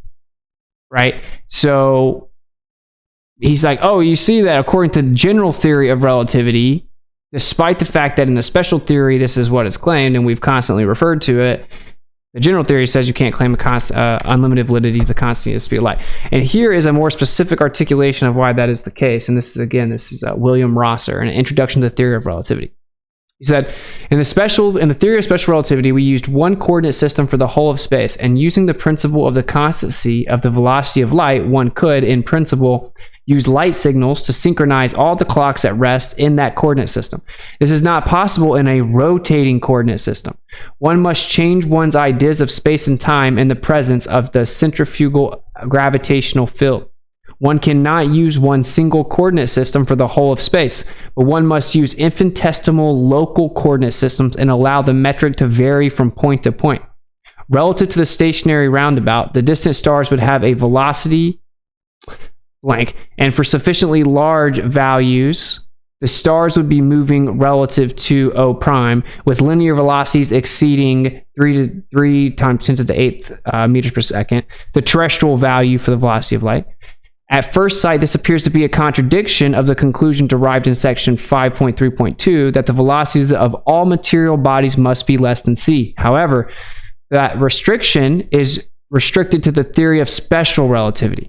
According to the general theory, it is possible to choose local reference frames in which, over a limited volume of space, there is no gravitational field, and relative to such a reference frame, the velocity of light is equal to c. However, this is not true when gravitational fields are present, because special relativity doesn't have anything to do with gravitational fields. In addition to the lengths of rods and the rates of clocks, the velocity of light is affected by a gravitational field. If gravitational fields are present, the velocities of either material bodies or of light can assume any numerical value depending on the strength of the gravitational field. If one considers the rotating roundabout as being at rest, the centrifugal gravitational field assumes enormous values at large distances, and it is consistent with the theory of general relativity for the velocity of distant bodies to exceed the speed of light under these conditions. So, and this is where you get into this part of it where I'm talking about, oh, well, it's a force akin to gravitation, just like Newton said, right? And here he says, if we were to adopt a frame of reference like Tycho's in which the Earth is at rest, then the distant galaxies would seem to be executing circular turns once a year. And in general relativity, this enormous motion would create forces akin to gravitation, which would act on the sun and planets and give them the motions of the Tychonic theory. Newton seems to have had a hint of this. So anyway, hopefully that kind of cleared some things up. As to why I point this out. And I will say this also. Let me come over here for the YouTube. The reason that I point this out to everyone, right, even though I have my Glober glasses on, is because I'm trying to show people that if within that framework, within that paradigm of the theory of relativity, Einstein and Newton and gravity and the Earth's a ball and there are planets and things are so far away, if you believe all of that, if you believe in the theory of relativity or in Newtonian gravity or in modified Newtonian dynamics, any of the modern proposals for gravity in this model, if you believe the Earth's a sphere that's tilted, wobbling, spinning, with water bending to the exterior of it inside of a vacuum, with gas pressure just chilling there as it flies around the sun, if you believe that, if you believe the distance to the planets, the distance to the other stars, the distance to other galaxies, if you believe the edge of the visible universe is 46 billion light years away, and it all came from a singularity and expanded in all directions, but there is no center, if you believe all of that, okay, you still have to acknowledge objectively that there is a dynamic equivalence and validity of a geocentric model. Okay? When you apply relativity properly, you acknowledge that in the presence of strong gravitational fields that would be generated by these distant galaxies, and that's when you bring in the Machian principle, and even Einstein acknowledged it himself because he had to, these forces would be akin to a gravitational field. Right? You would actually get a net centripetal Coriolis force that would be twice as strong as the centrifugal force. But before I digress, the point is, even within a relativistic framework, and if you believe all of these other claims about space, the geocentric model is equally valid. That is a huge truth pill, and it's hard for people to swallow. And that's why I talk about it, because once you accept that fact, it gets real quick. Okay, wait a minute. You're saying if all these distances were true and the vacuum is true and the size of the planets is true and relativity is true, that it's still equally valid to say the Earth's in the center? So now I need to re-examine and say, wait a minute, doesn't all evidence say we're in the center? Doesn't the fact that dark matter is required kind of suggest that the heliocentric model is wrong and that the accelerative expansion is wrong, since it's now going over 8 times faster than the speed of light in some suggestions, and it needs dark energy that can't be found, right, to make it expand? But if we're in the center, we don't need that. Wait a minute. If that doesn't make you reassess the situation, that you've been duped and that you've been told that this model is reality when in fact it's philosophical bias and it's actually less viable even theoretically, then I feel like there may be no hope for you. You may not understand everything that I'm talking about, but you can look into it. And what I just said is for sure true. And I just showed you the guys. So that was the side note. I wanted to go full camera for the audience on the YouTube, but that's why I cover this. Some people are like, Austin, why are you in the weeds talking about the theory of relativity and talking about their model and talking about just because I'm making a point, bro, which is that you were tricked. You were tricked. The current model is a trick. You were told that it's the only explanation. And in fact, it's the least viable explanation in every possible scenario, even if we grant you all of your fallacious presuppositions. And I know that was rough for some people, but there you go. All right, let me come back over here. All right, so sorry about the rant. What you guys think? Yeah, relativity is the most untenable position to hold as a heliocentrist, and it's what props up the entire model and gives people like such validity and like false bravado. Like, like they put their adherence to Einstein, like, you know, like this sky prophet came down with these math equations and just figured out the sky and like Sky they just submit Prophet. accordingly, and you don't have to like, you can't question it, you can't like anything where you can't question it. I mean, that's a huge red flag, right? Like we've all like, even as like a globe proponent, like, you know, that should be a red flag, right? Like, you, if something's true, like it doesn't fear investigation, like you should be able to question Einstein and his equations and the use thereof and other criticisms of them, and then like run down the historicity of those problems and, like, you know, how they were resolved, or if they were even resolved at all, and then make the determination for yourself. Is this framework a viable thing that I want to continue to believe in, even though it says in an inertial frame all that C is you know, a constant, and then the only frame that we measure it in, right, the lab frame, the stationary non-rotating frame, as one would say, the speed varies proportional to, you know, different factors, one of them being the velocity of the observer. So if that effect is if that effect persists in the rotation of a device, and then it explains the variance in C in that regard, and in GPS there's a variance proportional to the velocity of the speed of an observer, how could anyone ever say with a straight face that the speed of light is the same in all reference frames, when on the Earth it's not even the same going in both directions, or going in, you know, going east to west and west to east? So Yeah, preferred west to east. Yeah. East to west.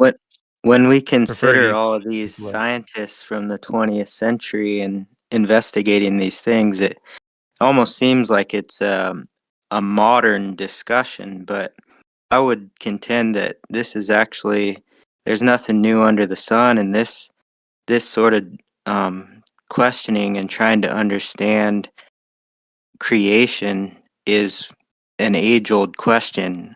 Job is one of the oldest books, and probably the oldest book in the Bible, and the Lord told Job to gird up his loins and be a man, and he asked him this question: can you bind the chains of the Pleiades, or loose the cords of Orion?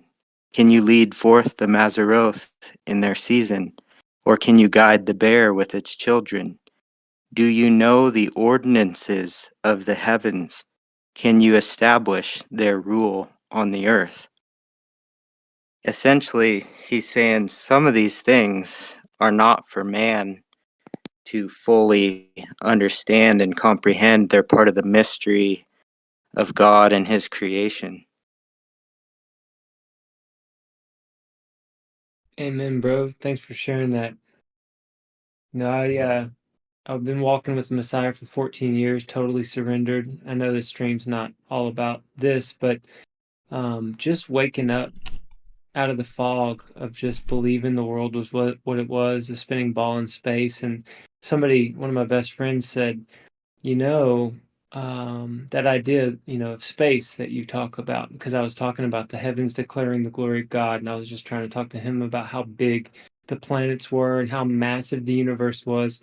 And he had already been a biblical cosmologist, searching the truth of the realm for 5 years. And he just gently said, I think that what you believe is pseudoscience. I don't think it's provable. And it started me on this mission 2 years ago of seeing what the creator actually made. And if you think about it, and this is what I told my wife, because she thought I was like crazy at first. If you just put yourself in the position of Almighty Creator just for a moment, and you have infinite wisdom, infinite power, and you created this place with the word of your mouth, like you spoke into existence everything that we see, and you hold it together and you make it work, and you've got an enemy, a great deceiver that's inverting everything and twisting everything. Everything we see is twisted and inverted out there. Why would they leave what he created alone? I mean, I think the fallen angels and Satan have been trapped under the firmament or here for a long time, and they've been able to figure out the stars and what this does and what that does. And, we only have 100 years to figure out who we are, where we are, what we're supposed to do, what the purpose of our life is. And, I mean, of course we're going to be tricked about where we live. We're going to be lied to about everything. But I'm telling you guys, finding this path of asking the question, where do we live actually, has awakened in me a kid-like excitement about about the earth and about the trees and about nature. Like, I love nature. In the last 2 years of seeking where we live, I've become alive. Now, am I right or am I wrong? I don't know, not 100%, but I have peace and joy and contentment with searching, and I'm allowed to search. I have the freedom. I'm a man. I can think. I'm allowed to think.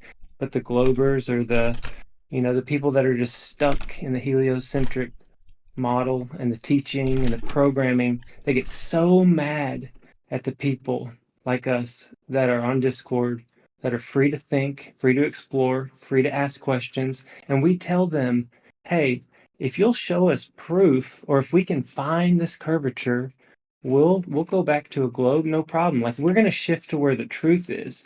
And for some reason they have animosity with us, and they're mad at us for exploring. But anyway, I'm not trying to preach. It's just I appreciate you reading that, and it is okay to ask questions. It is okay to seek. Don't let anybody tell you that you can't ask questions. Amen, brother. Yeah, dude. Yeah, good stuff, JT. The inversion principle is something I see so much, that satanic inversion. And speaking as somebody who's, I'm not Christian, but I obviously can see in so many areas of the heliocentric model, in so many areas of the globe, that satanic inversion principle, where they take what's obviously clearly false and they convince everybody that that's true, and they do the opposite with the truth. And what I was going to say about the dark matter energy aspect of the heliocentric model, or the Big Bang cosmology earlier, is a perfect representation of that. Because whereas, if we look out into the universe and we see that the theory of gravity has been falsified by 96 to 99%, say, most people who are honest and after truth would take that as a falsification of that model. But instead, due to their ability to invert things satanically, if you will, what they do is they say, no, not only is the model not wrong, but now we've taken that error margin and we've made it into its own form of matter / energy. And it's of such an exotic nature that you just can't even ever measure it. But now that's the overwhelming majority of what this reality is made out of. For those who abide by Big Bang cosmology, is something that you shouldn't even, you can't see, because it doesn't even interact with the electromagnetic spectrum. So it's like that satanic inversion principle is so fundamental to the model that most people abide by. So it's, they're living, it's so appropriate that the world is, there's no up, down, right, wrong, everything's relative, because that's exactly where they wanted everybody. There's a sidebar chat that was happening a little bit further up, and I wanted to ask a question that I saw in there. It was about flights, the flight model on the azimuthal equidistant projection comparatively to real life flight times in the Southern Hemisphere. How do you guys account for these flight paths by increasing the speed of the planes to account for the increased distance covered in the same amount of time, or what's the explanation for that? Well, there's jet streams as well. We have I mean, it's just an objective fact that passenger jet airplanes can go over 800 miles per hour. You have jet streams in, one direction. And then, if you actually just look at the flight path times, and you actually look at the speeds that they claim that the airplanes are going, it actually doesn't match the model that is proposed. So, I mean, southern flight times going west to east are about 3 hours difference in the south, that is, from flight times going east to west. Yet the recorded speed of the planes is about exactly the same, meaning that the jet streams would be 100% confirmed as a factor for transit times at that point. And then, you have jet streams that could add up to 250 miles, or, well, at least 250 miles, even more. And then, almost all Southern Hemisphere departure to Southern Hemisphere arrival flights cross the equator into the north. Now, admittedly, not all of them, but most of them do. but none of the northern departure to northern arrivals go into the south before arriving back in the north in their arrivals. So yeah, and it's funny because like the ground speed's way more accessible in these northern flights than when you try to look at these very rare, like effectively anomalous flights that go from southern continent to southern continent. And then, like you said, if you go, so everyone wants to pull up like 24/7 flight radar and be like, hey, look, this plane went from here, it took this long, it went this far, blah, blah, blah. How does that work on a flat Earth? And when you actually look at it, if you look at the data, it'll say like, oh, it's going 500 miles per hour the whole time. But we know it can't be because there are jet streams. There are jet streams, and we know that one direction takes longer than the other direction, which means they can't be going the same speed the whole time in both directions. It got to the destination faster one way than the other. We know the answer is because of jet streams, and that will even be the mainstream answer if you look into why it takes a shorter period of time. So that means that the data that they're showing can't be true. It literally shows that the globe is wrong because they try to factor the data in with the globe distance and the time, and then they get the speed, and it doesn't even match the data that we get. So that's actually very ironic when people bring it up, in my opinion, but he covered it pretty thoroughly. So that would be the answer. Like, yeah, you could just go faster. The distances aren't verified. When you get into trying to verify distances over water, good luck. You can't truly verify the distances over water. Certainly not in a boat, certainly not over a plane. And you need to verify ground speed to verify how far this plane went. And also, of course, they're just taking their path and mapping on a presupposed globe in the first place.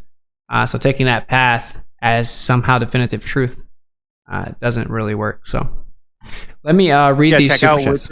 Hold on one second. Check out Witsit's.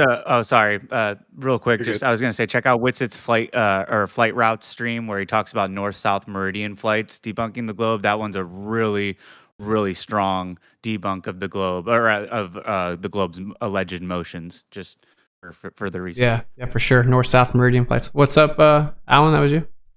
Yeah. So that ground speed that you were talking about that isn't accounting for the jet streams clearly, because we know that they exist, even though they're streaming in the wrong direction. According to globular theory, they should be moving in lockstep with the direction of rotation.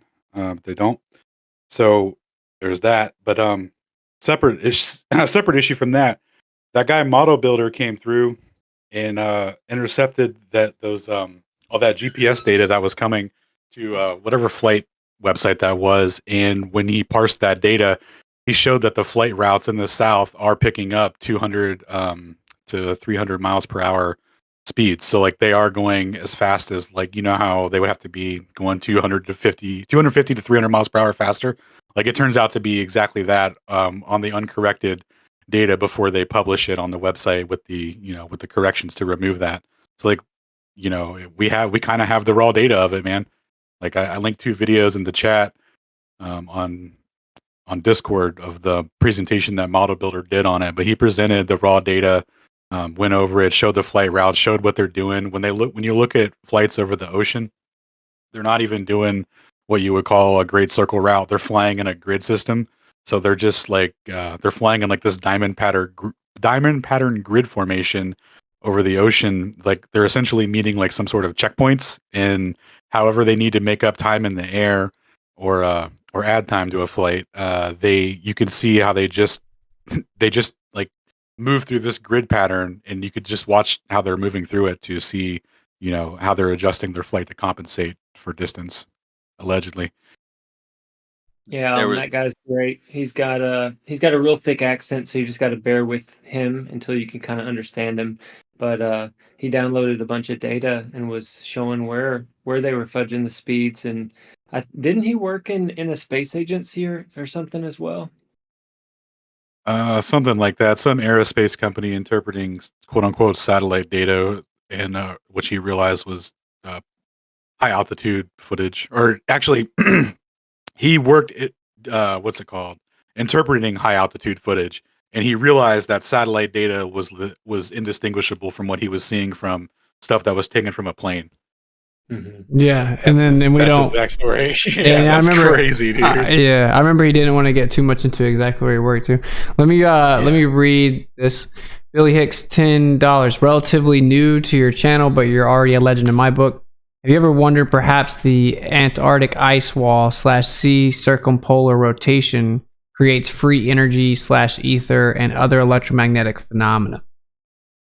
Whoa. So, yeah, I think that we live in like a giant electric system, effectively like a battery. And if you were to harness that on the meta scale, sure, you could probably have a perpetual free energy device. I mean, the Earth is one. I think that's answering your question. I mean, people speculate as to, this may sound off the wall to some people, but if you look into the scriptures, it says he basically drew a circle into the deep, and some suggest that maybe the firmament was placed inside that, and the firmament itself actually moves, which is kind of wild, especially if you kind of apply my interpretation of it, which is like layers of plasma, etc. But long story short, I think that if you had a true understanding of the Earth in entirety, that there's an endless amount of energy being created, and we have a downward electric current that kind of shows that we get free energy from the sky as well.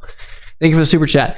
Dag Nabbits flat again, $7.99 Australian dollars. The alleged geometric physical horizon at sea level with the R value of 3959 and 24,850 miles equatorial circumference can be no more than 3 miles.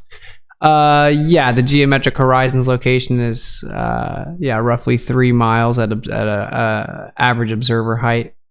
1.225 times the square root of the observer's height in feet will show you the location of the physical geometric horizon that has never, ever, literally ever been observed. All right, cool, man. Thank you guys for the super chats. I'll keep them updated.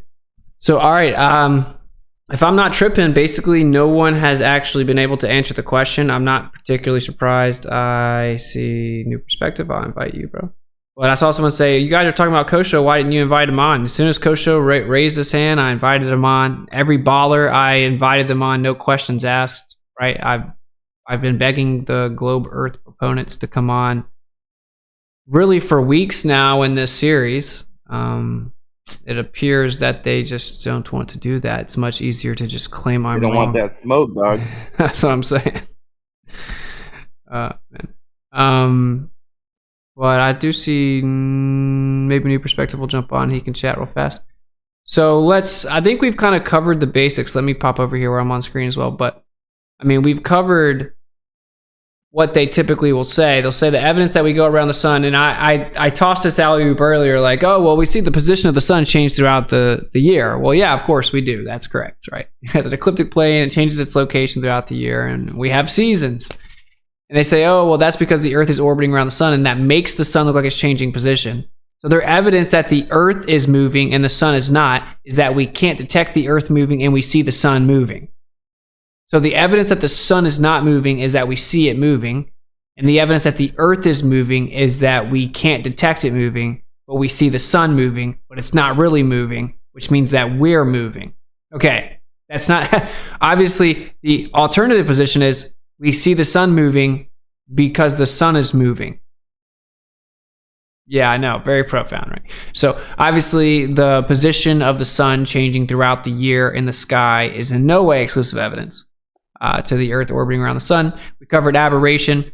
Basically, it's a displacement of stars periodically, and they claim it's because we're flying through space and that causes the stars to change. But no, there's just a periodic ether drift, and the light is actually altered. Its quote unquote path, its position is altered when it is perceived through this ether drift. You know, I phrase that way because I don't like to say that light travels, because it doesn't. So aberration is not exclusive evidence of the Earth orbiting whatsoever. And then when you actually look at area success and properly labeled a failure, you will see that the only viable evidence or solution, more so, to the evidence is that the Earth's not moving and that there is an ether drift. And if you guys don't know, it's very simple. They filled a telescope up with some water. They looked at lights in the sky, and if the light is traveling a different speed in the water than in the air, once the light enters the water from the sky, it should actually be displaced because it's going to take longer for the light to get down to the actual receiver, in this situation, a telescope, to be observed.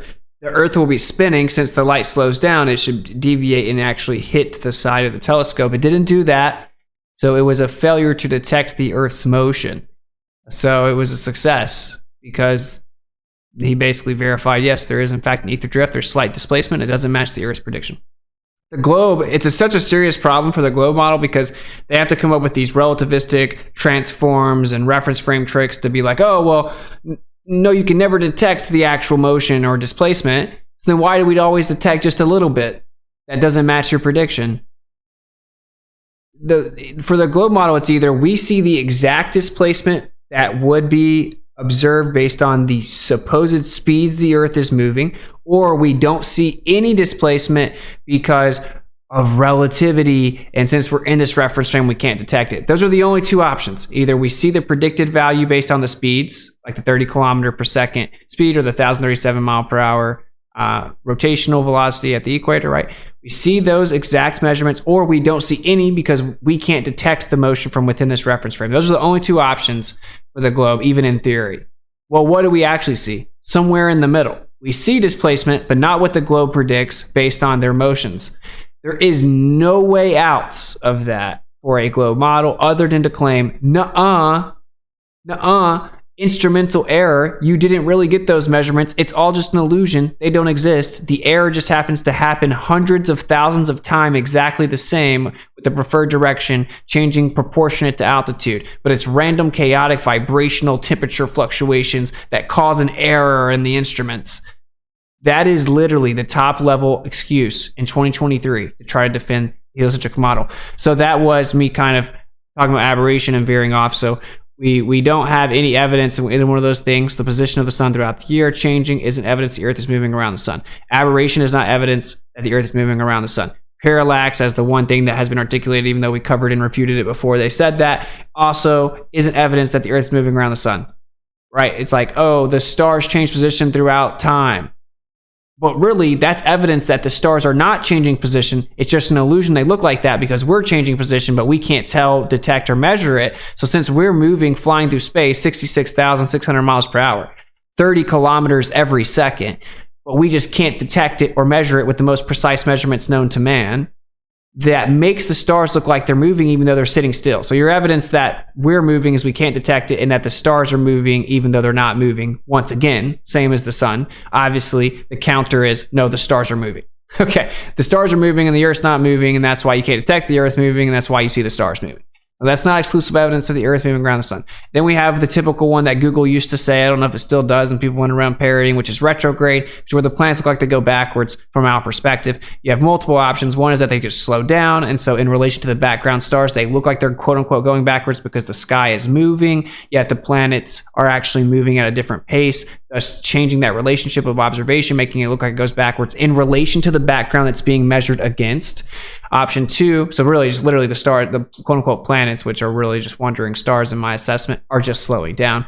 The second option is the neotychonic system of geocentrism, where the planets move around the sun as the sun moves around the Earth. This would give you the exact same effect that the globe model claims, which is that because we're orbiting while the planets are orbiting, it makes it look like they're going backwards, but they're not. They're just moving around the sun. It's exactly kinematically identical in a geocentric model that is neotychonic to explain retrograde, literally identical. So that isn't exclusive evidence at all. One of the other ones I've ever heard, which I'm like helping the globe out to give you the best that I've ever heard, the phases of Venus. Okay, same thing. Neotychonic system would give you the exact same observation. Of course, them just being energetic cycles and not happening with all the planets as should be predicted by the heliocentric model is a you problem. But again, the neotychonic system, the quote-unquote planets moving between us and the sun, would also give you the same exact observation in terms of the phases of Venus or other planets.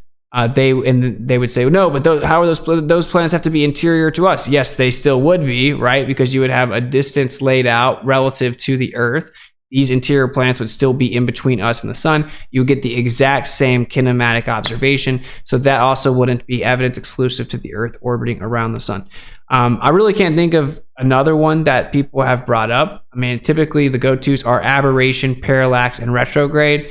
None of those are exclusive. And again, to finish this all off, just so you fully understand, aberration is, well, the ether is drifting around the Earth. We're seeing the light through the drift, which causes a displacement. And it would be a periodic, predictable displacement because it is just a cycle. So none of those are exclusive evidence. So then when we step back and we're like, okay, wait a minute.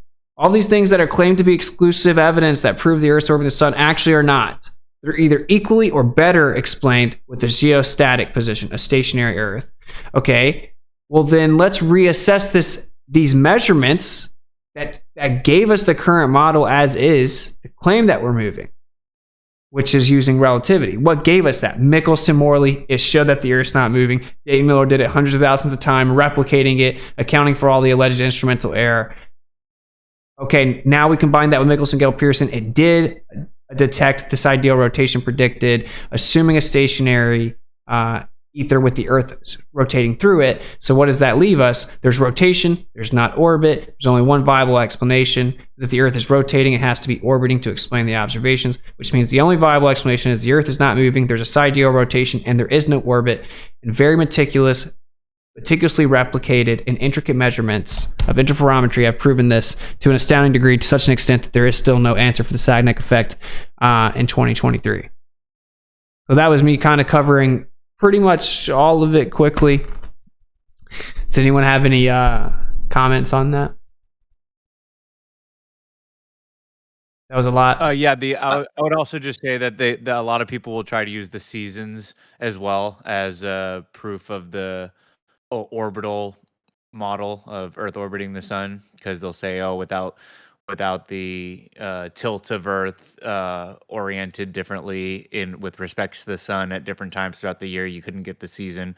But we've basically beaten that horse dead already, which is basically that the sun has an inner circular path and an outer circular path, which would account for the seasons as well. I don't know if Witsit, you wanted to go into more detail on that just to cover that topic as well. No, yeah, it's pretty. It's an overlap with the sun changes position throughout the year, right? It's just the sun itself is changing position. It's not just an optical illusion deceiving us that we're not moving again. It's just that the sun is moving, and that would spill over into the seasons. And when it comes to a plane specifically, you get more specific about, oh well, it's moving in and out and potentially changing altitude within this vortex, which is all perfectly mapped out on a plane Earth as well. So yeah, of course the seasons are not. It's what's so crazy is like they with everything. Oh, the tilt, right? Like how they determine the tilt of the Earth, because it's tilted, spinning, wobbling, right? How did they prove the tilt of the Earth? Oh, they saw that the angle to the sun was a specific angle, and they said, oh, that's actually the Earth that's tilted, creating the illusion. If you wanted to summarize the entire discussion, one side says, okay, there's physical, replicated empirical evidence, right? And this is what it says. And the other side says, okay, all of this observational evidence is backwards. It's all an illusion, creating the deception that we're not moving and we're in the center. That is a still man of the position. It's all an illusion. It's all an illusion. Every bit of it. The tilts are like the change of the angle of the sun, illusion because we're tilted. The parallax, the stars moving, illusion because we're moving, right? Like every part of it, aberration, illusion because we're moving.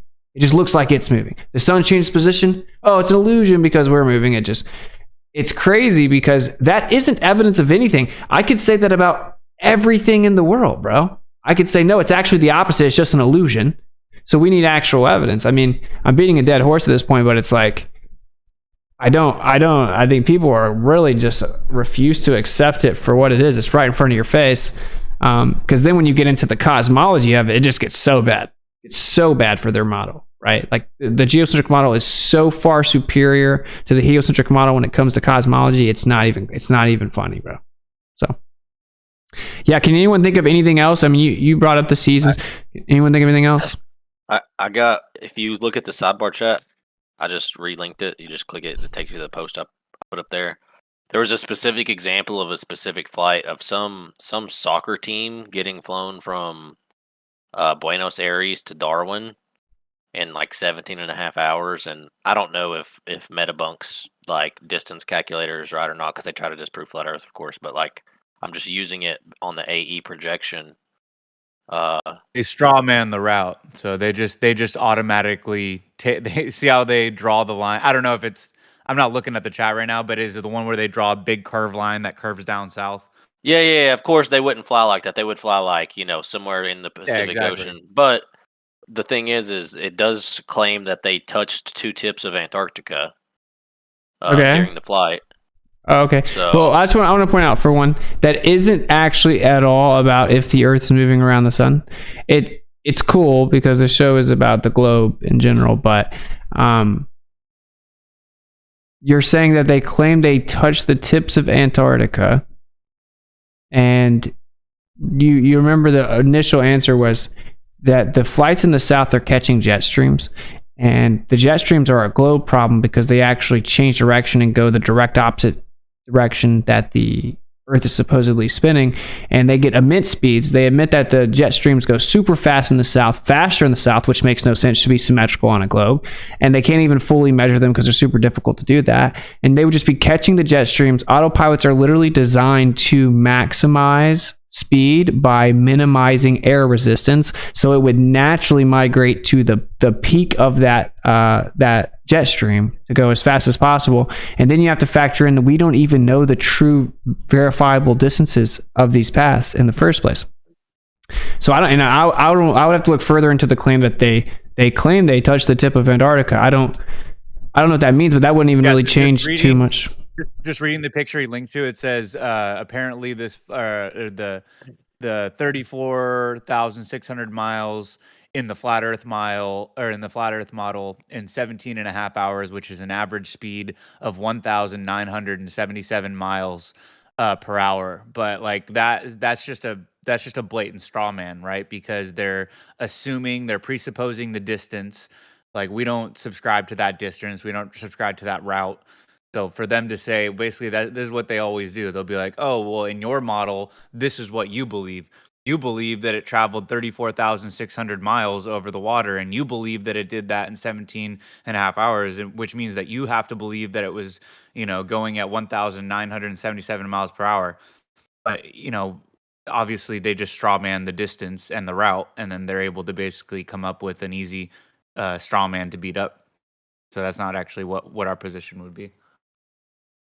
I mean, I'll look at this article in a second, but no, I don't get me wrong.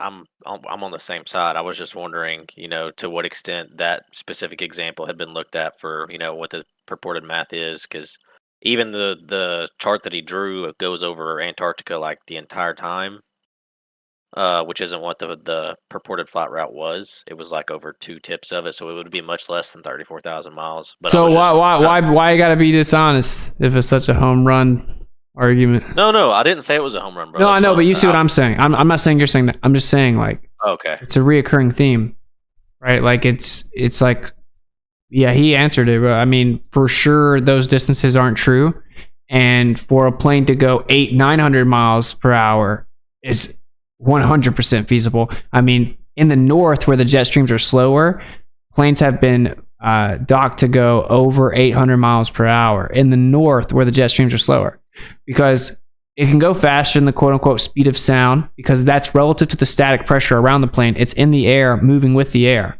So a plane can absolutely go 1,000 miles per hour. Depends on how fast the jet stream is. And if they've already gone over 800 miles per hour in the north, they can definitely go fast in the south. And, these south continent to south continent flights are extremely rare in the first place. So it wouldn't even be like it has to happen all the time. So, yeah, that just never did it for me, man, because the southern oceans are so insane. They're like trying to get to the bottom of what's really out in the south, the Southern Ocean, is wild. Like, if you look at all the evidence, it's just it all leans towards a flat Earth. Like the fastest world record for these boats that are in this little race in the north is significantly faster than in the south. Why are the boats going so much slower? Just because they're in the southern water, right? The world record's way less. Well, it's because they're potentially traveling a much greater distance. They think that it's a shorter distance, so they're factoring that in to get their speed. Yeah, man. On that point, to the guy who's asking about these questions, check out Jeranism has a great stream called Bedtime Stories, where he reads from a book called what was that book? It's about the greater distances in the southern regions, and the book is called His Pronouncement by R.J.S. Callamore.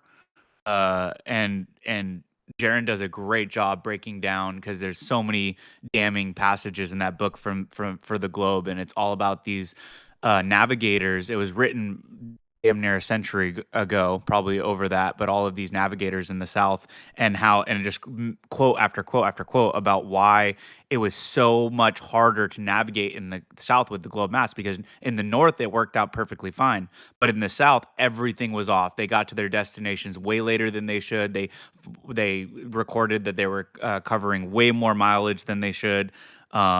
It's just, yeah, that book, check out that one. And then also for Witsit's streams on the flight routes specifically, Schooling the Globers episode 5, and then he also has a stream just called Flights on Flat Earth. So if you dip into his YouTube vids on those, and that'll give you everything you need to debunk the globe models version of flight routes. Mic check. What's up, bro? I was trying to talk before, and for some reason my mic wasn't working. Yeah, when you brought up flights, of course, I had to jump in. I'm not going to go into my whole diatribe about it, but I was wondering what your best Glober defense of airplanes being able to land on a moving surface when they're treating it as if it's stationary would be. Oh man, you're pulling the Glober back out? No, I don't think any Glober in here is going to try to defend it. I posted a video where I was discussing this exact problem with Kosho the other day. And there's no answer to this. They can't just treat the Earth as stationary and level, be trained on it. All the flight simulators, only assume a stationary level Earth, and then they're flying over a spinning ball, and there's no difference. Right there, the globe's debunked. Something people have an experience with. Planes land all the time, every hour, every minute, almost. In every direction. It doesn't work. In every direction. You're putting me on the spot here, bro. Yeah, well, it's because the Earth's atmosphere basically moves with the Earth, and not entirely, but basically does. It slightly drags behind the Earth the higher that you go. So the closer you get to the surface, the closest it is to moving in lockstep with the Earth. And that slight differential between the air and the ground being so much smaller at the surface, whenever you actually land, the difference would be so minute that it wouldn't really be noticeable with all of the vibrational displacement of the plane just actually having the impact of the tires hitting the ground in general. That would be a much stronger impact than the directional difference. And since the air is close to moving lockstep with the Earth as it can be at the surface, that difference is negligible. So since it's so small, it's negligible, and you wouldn't even know, and you could just treat the Earth as if it were stationary and land in all directions that way. But if the wind's go in all directions, how can you say the air is only going in one direction? I can still man all of this. So, the wind goes in all directions because the primary reason that winds happen is temperature differences. And so we actually basically have little mini vortexes or whirlpools of air based on temperature systems. So if there's hot air and cold air moving around, the air migrates relative to that, if applying entropy in the second law of thermodynamics. And the violent reaction of that air to try to seek equilibrium is much stronger than the weak bias imposed from the spin of the Earth. And so wind will go in all directions, and although it would have a directional bias, it would actually be overcome by the energy resulting from the actual equilibrium sought between hot air and cold air systems. So you're saying the air is pushing the plane sideways in an eastward direction, and if it needed to pick up an extra 500 miles of tangential velocity when it only started with a 500 mile per hour conserved momentum from where it took off from being on the Earth, right? So we're going to allow you to beg the question that 500 miles per hour automatically spinning with the Earth when it takes off, but then it flies to the equator. It needs an extra 500 miles per hour of momentum. It can't gain momentum. We know that. Now it could accelerate, right? And a lot of you ballers are trying to say that, the plane would just have to the pilot would have to correct, incrementally over that period of time. It would just correct, and then eventually it'd be at the right speed, or it would just follow the ground path and it's going to automatically be at that speed. Or the air, even though the wind's going all directions, is somehow carrying the plane and pushing the plane sideways eastward. But then even if you get all of those things, even if you allow them all those things, once you go to land, you're going to be slowing down to land. And that means that the air is going to have to be pushing the plane faster sideways to keep up with the Earth, or the pilot's going to somehow have to make the plane do that, which they're not designed to do. It would have to be accelerating faster sideways than it is slowing down to land to a stop. And the wheels would break off if it's just a little bit of difference. So the lockstep air doesn't work, even if it was a wind pushing in one direction, right? You know that, so it doesn't work, because otherwise, I mean, the only way they could treat it as completely stationary is if it's stationary. There'd be so many dynamical differences between a spinning ball and a stationary Earth that there's no possible way an airplane could land if there's any minute difference between the airplane's tangential velocity eastward and the globe's tangential velocity eastward. And it's hard for a lot of flat earthers to even see this. It's funny. Really quick, not to interrupt you guys. There's two Globers in the chat right now that are saying they want to hop on and talk. So we actually got some Globers here. No But way. yeah, totally agree. Totally agree, Dave. That's clear and cut violation of the law of conservation of momentum for planes to automatically gain sideways momentum to keep up with Earth's rotation. Absolutely. Great. Yeah, and it would have to do so proportionate to altitude. And wait, let me just take this off. And like, yeah, like if you look at planes landing on like carriers, right? They always land in the direction that the boat is moving. You can't land in a different direction. You couldn't land going against the motion of the boat or going perpendicular to it, because the friction created once the second those wheels touched the ground, it would either just rip the wheels off, rip the plane apart, or completely cause it to crash. In fact, it's the most dangerous landing that exists when they land in the same direction. It's still difficult. So whenever the carrier was moving in an opposite direction, which means 3/4 of the directions, would basically be physically impossible on a globe. I don't care about what people are saying in the chat, because what happens is ballers love to talk in the chat, but when it comes to like live time being pressed, they can't do it. They're asking if we can interrupt if we can interrupt you guys to let them chat. We got Kosho wants to talk apparently. I know you said that before, and then we got one other guy, this guy Buds or whatever, who wants Kosho to go first, and then he said he's going to talk afterwards. But they're specifically saying they want to talk. All right. Well, I clicked on the guy and I don't see him popping in. He looks like he backed out. I clicked on him though. Hey guys. Oh, is that you? I have something to tell you. What's up? I have something to tell you guys. I've been listening to the conversations and stuff. Since you guys were mentioning the Bible and Satan and the world, how the world created and everything, right? Somebody mentioned that, yeah. Yeah. Well, I believe the Bible, and I see that it's true each and every time. I would have to say the first two horsemen are here, and we're almost on the third. And Bill Gates seems to be behind trying to do this, as well as the whole digital currency, and we're moving to digital. The thing is, you've heard of the mark of the beast, right? Of course. Well, the mark of the beast is 666. Well, digital cryptocurrency publication number is 060606. That's correct. It is. Yeah. So it is planned already by the United Nations to microchip everybody, to have everybody microchipped.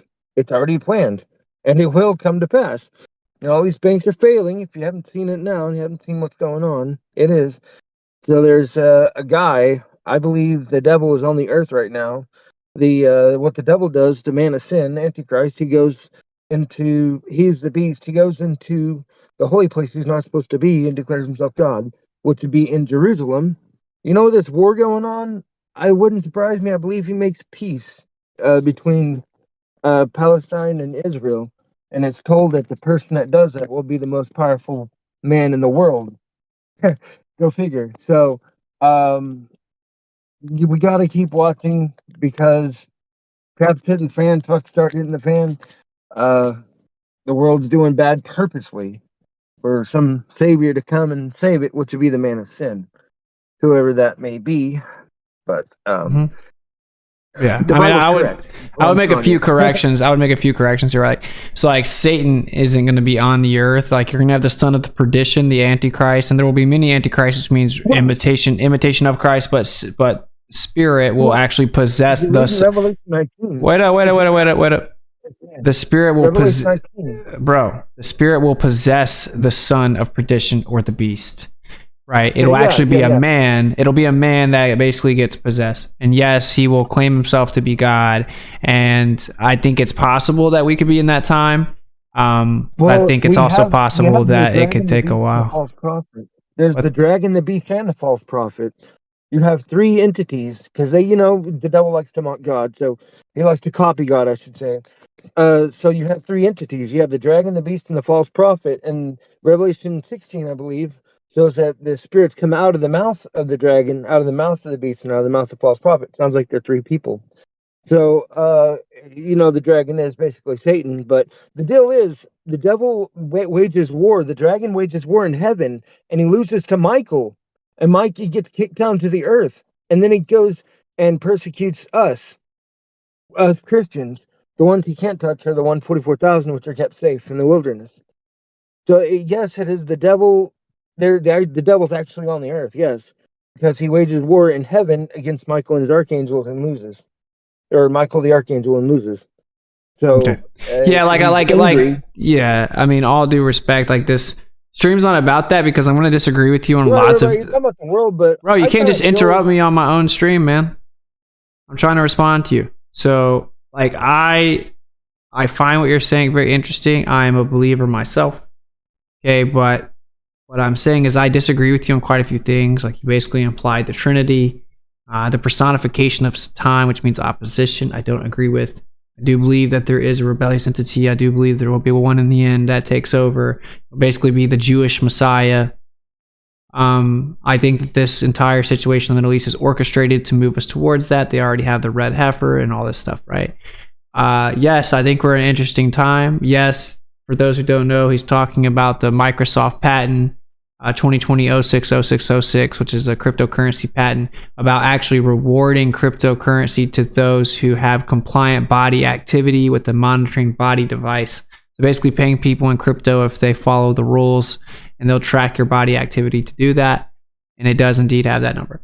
A lot of the stuff you're saying is true. Some of it I disagree with your scriptural interpretation, and that's cool. But if you want to say like a closing thing about it, that's cool, because I'm never going to really shut this down. But that isn't actually what this stream is about. And so, I just say that with all due respect. But I do want to give you your space to say if you feel you need to say a warning or something.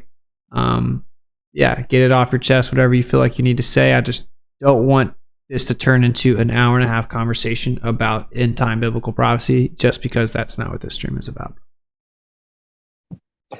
Okay, it's cool. Well, I was just letting you guys know and letting everybody warn about what's about to happen. It's going to happen soon. I think it could possibly happen next year, and I believe that the man of sin will make peace, so-called peace, in this war. This war is biblical as well. But I mean, here's the deal. Like, supposedly, like I said, that this man's going to be the most powerful man in the world, basically, who makes peace between Israel and Palestine. But there's two scriptures I want you guys to see, because this beast was already here, and I believe this statue changed into a man. So with that, look at Daniel 7:4 and Revelation 13:2, which seems to be the same beast.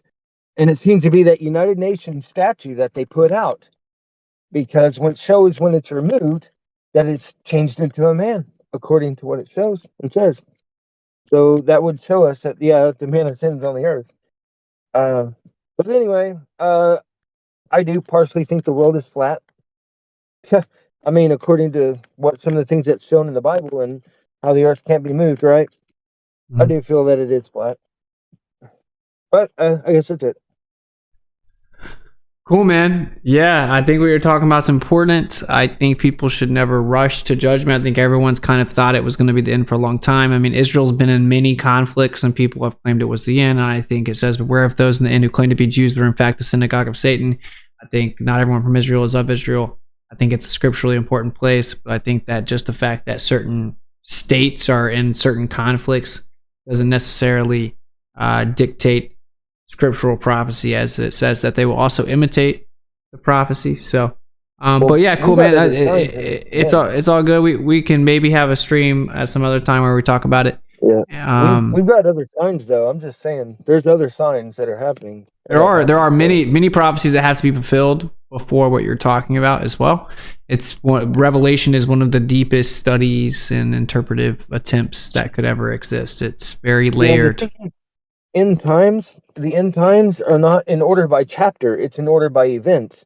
And certain, like for an example, 2 Thessalonians 2 matches up with Revelation 13. It's, it's same man as Antichrist, the beast. Just as an example. So, all right, bro. Look, I love you, man. It's all love. All right, but I just want to keep it on subject because it's already 12:30. It's all good. We'll talk again in the future. If I have another call-in show, jump on and we'll talk about that or something. Hey, Witsit. What's going on, bro? There's a guy below, Bud Green Jeans. He came all the way from the YouTube side, downloaded Discord, didn't even have it. He has some questions about southern star rotation. So he's a glober that made a trek to try to be on, but he doesn't know how to raise his hand, I guess. Can you drag him up? Yeah, I invited him to speak, so he's gonna have to accept Go for it, dude. You're almost there. Oh, he's got his. I see him with his hand raised right there. Well, I raised his hand for him. Yeah. That's the invite.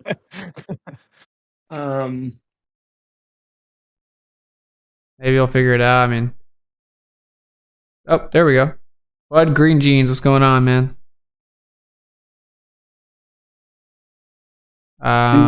Yep. Yeah. Yep. What's going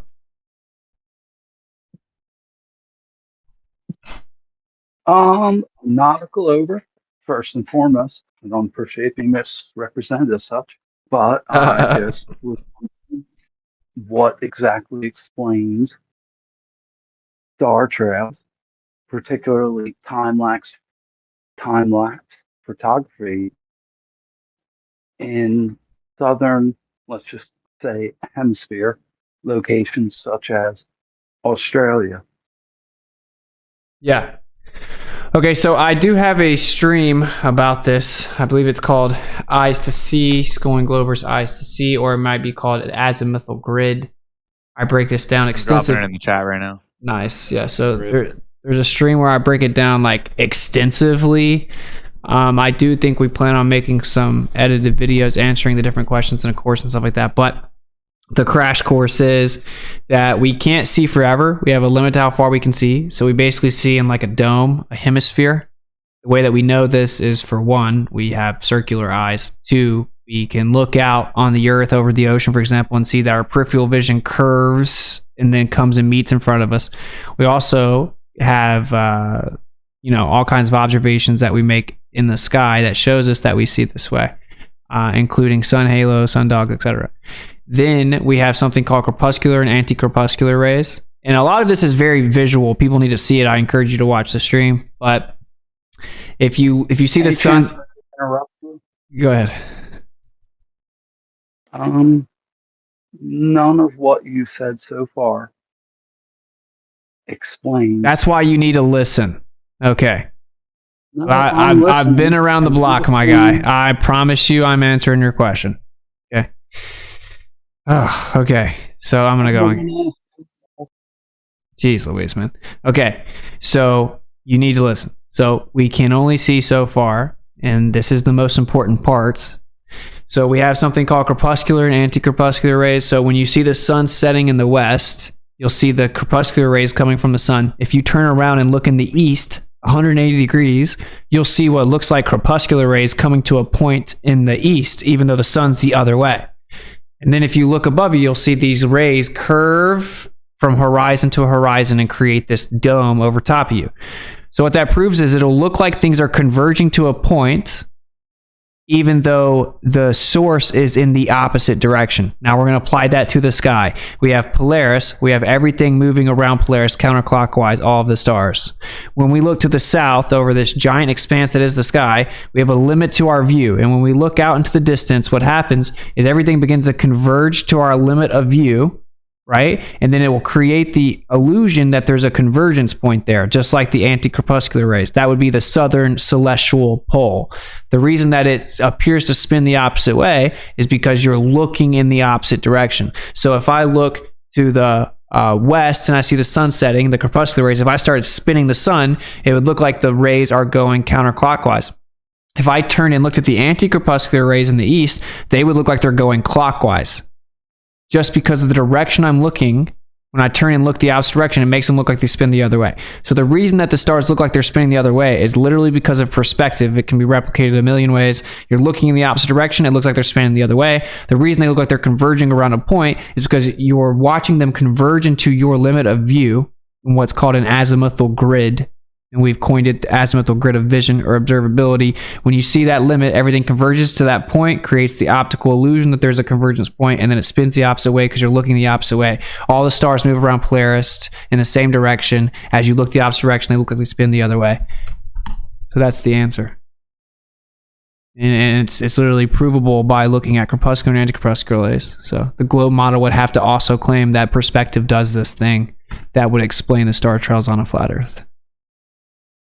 So what you're saying is this grid appears wherever you are located. It's dependent upon that. Yeah, each person has a limit to their perspective. So no matter where you are, who you are, what you're using, you can't see forever. So yes, there's a azimuthal grid everywhere. But is that dependent on the location of the observer? No. What you just described. No, it's going to be wherever anyone is. The observer? Yeah, wherever the observer is, they see in a dome. They can only see so far no matter where they are. So everything you just described is totally dependent on the observer's location. Am I correct? No, you're incorrect, because that dome exists no matter where you are. The dome exists. What you see in the sky is based yeah. I think you have a slight misinterpretation. Like he's saying the optical effect you're seeing though in your personal dome is relative to the left. Yeah. Oh, I was about to say that. Yeah. So the actual limit to your perspective is equally applied to everyone no matter where you are. And then how that affects what we see in the sky is dependent on where you are underneath the gigantic sky and what direction that you're looking. So wherever I am, me being the observer, will be dependent. The range of my dome will depend on my location. Is that correct? No, you see, Alan, you see that he just didn't know. Like, no. Oh, word. Yeah. So, no, the limit is going to be the same for everyone. But what is seen through that limit is going to be relative to where you are, because you're underneath a giant expanse of stars. So you're seeing a small section of it depending on where you are. And it's in the center, all the stars are moving around Polaris. As you get further away from there, you're getting closer to the outside, right? And if you get far enough away, you're going to moving around Polaris according to who? Me, the observer, anywhere I am, or some other thing? Yes. Even if you go below the equator, people have seen Polaris, and they've seen the stars move around Polaris. Even below the equator, which is where the globe should be blocking Polaris, you can still see Polaris. You can see the stars moving around. If you turn the opposite way, you see the opposite rotation. So, do see a rotation when looking down, let's just say, from many different locations, since it's definitely, you have said, not dependent on the observer's location. So if different observers were looking south, they would see the same thing, correct? They're going to see the same distance or limit, roughly the same limit inside the same dome.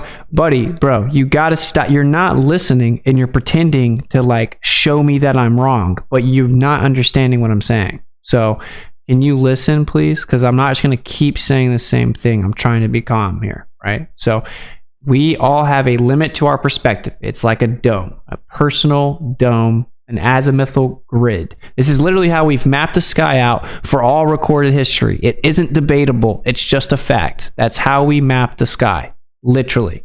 Okay, we're going to take that fact that can't be debated, and then we're going to apply it to what we see. We see the stars move counterclockwise in the north. We see them move clockwise in the south. But if I'm past the equator and I look back north, I'll see them going counterclockwise around Polaris still. It is because the reason they look like they're moving a certain direction is based on the direction that you're looking at the stars from. The optical convergence, or the southern celestial pole, will be based on you getting further out south, and then those stars reaching the limit of how far you can see relative to where you are and appearing to converge, just like a hallway appears to converge, just like the anticorpuscular rays appear to converge, even though the sun is in the west. It's just an optical effect that we see throughout all of history, and this is how we map the sky. It can't be debated. If the Earth is a spinning globe, what I said still has to be true. I understand what you said. And at the beginning of what you said your personal dome. Is that correct? Yes, each individual has a personal limit to how far they can see. Yes. Okay, so each individual personal observer is observing independently, no matter where they are, or is it dependent on their location? Each person has their personal dome of vision no matter where they are. But what they will see inside that personal dome is dependent upon where they are, because that's going to determine what portion of the sky they're seeing. I think you need to watch my stream where I have a bunch of visuals as I... No, I understand. I understand. Gotcha. So the celestial heavens rotate around the northern star? Yeah. Is that correct? Yeah, all the stars move around Polaris, yeah. All the stars move around Polaris. Now, when you're in let's just say you were in Australia, what would the stars be spinning around? Is that the right words? The stars near Australia are still spinning around Polaris.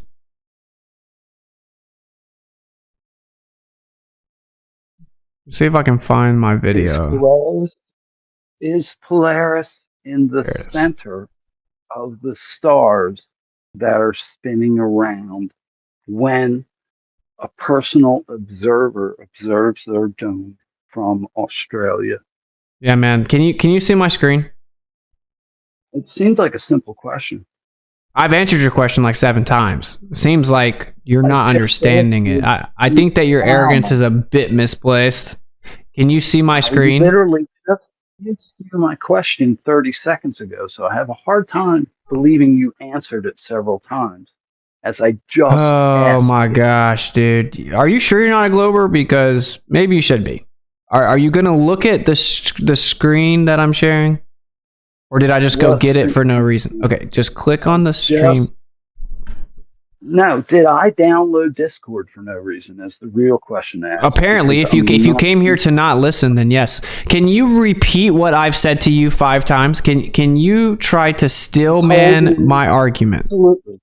Steelman your complete argument. Everything rotates around Polaris. Can we agree? Yeah. Okay. Everything in the sky rotates around Polaris, yet when you are in Australia, everything is not rotating around Polaris. Yes or no? Everything is still moving around Polaris. It just looks like it's moving around another point. Looks like? What do you mean by that? It's just an optical illusion. I've said it 5 times, bro. Like, here, can you see the video? Because if you can watch the video, it's going to save us a lot of time.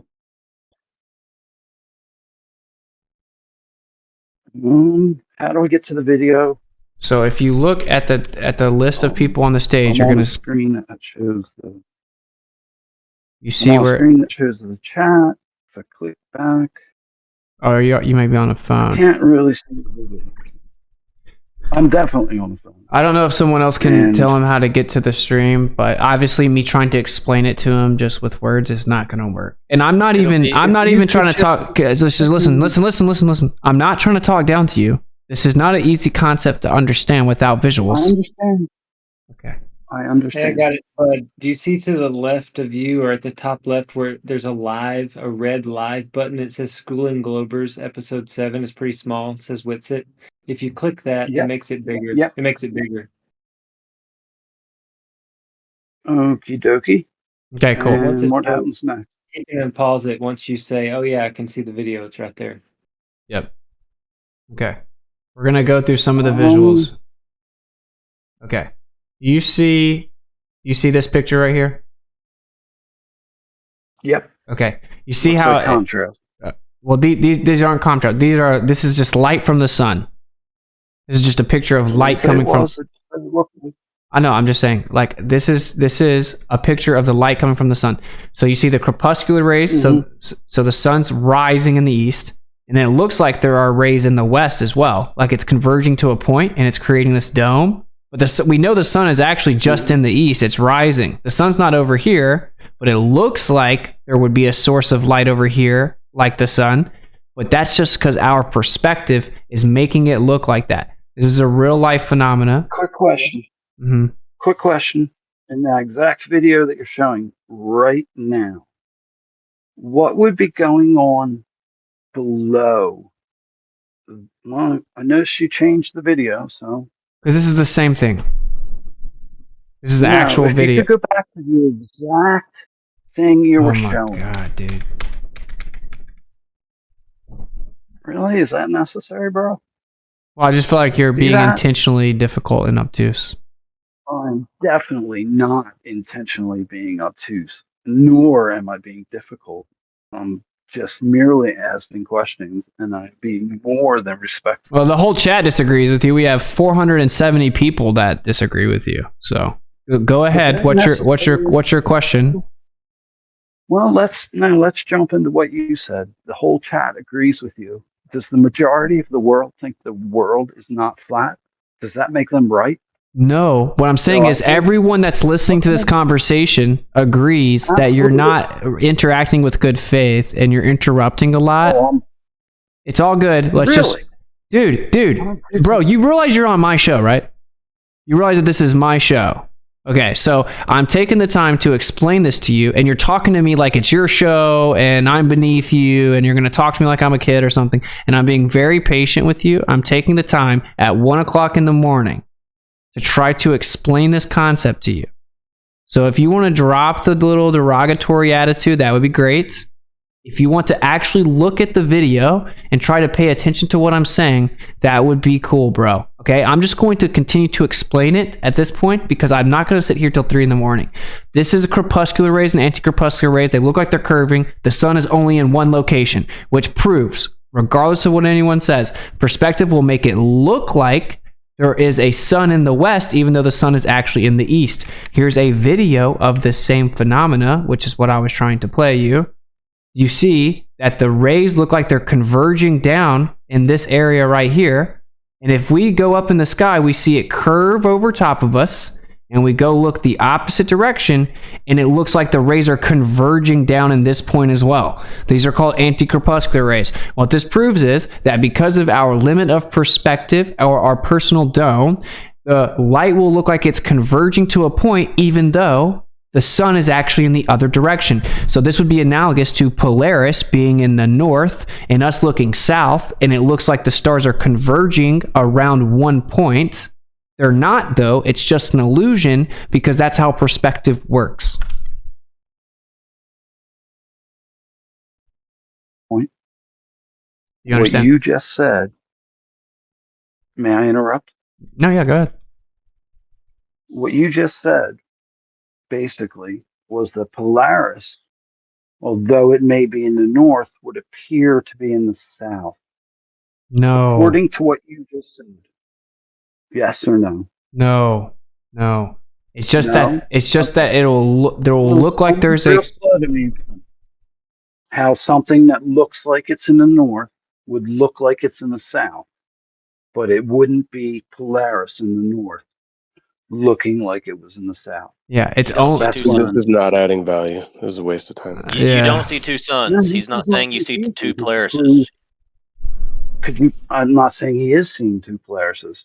What he just explained was the rays would make it seem as if what I was seeing in one direction was really in another direction, which would imply that if I was seeing Polaris in the north, I would also be seeing it in the south. Is that correct? No, it would say that even though there's not actually convergence in the south, it would look like there's a central point that everything is converging to in the south because of perspective, which is what we see. They call it the Southern Pole Star, which has never really been observed, right? Understood. Okay, now Would we see that same thing looking to the west or the east? No, because we're in a giant underneath a giant expanse of the sky, and the central point of that sky is in the center, in the north, and all the stars are spinning around that point, which means you're going to see everything relative to that, which is going to be looking away. Listen. The central point is the central point. Listen, dude, I'm going to kick you, bro. The central point is where Polaris is at. When you look 180 degrees away from the central point, where everything's spinning around, you're going to see the convergence point in that direction only. Only the opposite way, because now you're looking towards the limit of this expanse that is the sky, and that's where you're going to see the convergence point. You're going to have to go further south to get closer to that convergence point, the limit of the actual sky, so that you will see it converge to a point. And this is just a fact. And what I don't get, why does no one ever acknowledge, oh, wait, perspective does make that happen, which means whether it's a spinning globe or not, this would have to be taking place. When we look at stuff on the Earth, this effect doesn't just randomly disappear with the stars. So that is the actual point. Here is another observation showing we see in a dome. This whole video, if you'll just watch it, I break it all down. We cover all of it. We cover everything you're asking, bro. So I think that I'm going to have to wrap this topic up here. Here's one more video I'll play, right? If you see the depiction here is that even though the sun, we're using the sun as the analogy, even though it's just spinning in one direction, it will look like it's spinning in opposite directions based on which way you see. Just like this right here would happen with the stars. Okay, so I'm just pointing out what we actually see in reality. Okay, we don't see forever. This is how you would look out. You would just see the limit in your perspective. It would converge to a point. Okay, I mean, take it, leave it, whatever. I break it all down. I show you the very time lapse you're talking about. I show you what it looks like inside of a dome, looking like it's converging to another point. There's like 50 videos like this. I show this depiction of stellarium and how you would see it from within it. I show you all kinds of different things, explaining the vision, explaining the corpuscular, anti-corpuscular rays. I cover it like 15 times in that stream. I break down with another illustration how you would observe it. And I show you exactly what the azimuthal grid is and how your observability. I show you even the mainstream explanation of how we see the sun is basically in this gigantic dome that converges at the end of each point. Why would the light from the sun somehow be different than the lights in the sky? It wouldn't. They're both going to be affected by perspective. I break it all down. It's called Schooling Globers, Episode 7, Azimuthal Grid of Vision. Okay? If you're interested in my answer to the reason we see the Southern Star Trails the way that we do, I broke it down for 3 hours in that stream. Okay? So I think I'm going to consider that a sufficient response. Let me read the super chat. No BS, $10 super chat. We need to do an expedition to the South Pole, live stream the entire thing and prove to the world the Earth is flat while getting YouTube to pay for it all. Well, I think it'd probably be difficult to actually pay for the service or to maintain service all the way out south, my brother. But yeah, I'm actually looking into a trip to the south, so we'll see how it goes. All right, so sorry to everyone if that was annoying. Sorry if you guys think I'm being a jerk. It's just I've been here. How long has the stream been going on? Almost 4 hours. It's been a good stream, man. Thanks, man. Does that video have the Southern Cross portrayed in it? Yeah, we cover the Southern Cross in this video as well. Yep. Yeah. I just want to say, this has been a good stream. I know Alan's here. You guys have you made a lot of good shows recently with that Dr. Bennett guy, so I just want to say thanks for that. Also, I come as a delegate of the synagogue of Satan, okay, as it were. And just kidding. Anyways, I did want to talk to you guys about what y'all said about stellar aberration. Mm-hmm. If so, I would introduce that as a evidence for the movement around the sun. What's that noise?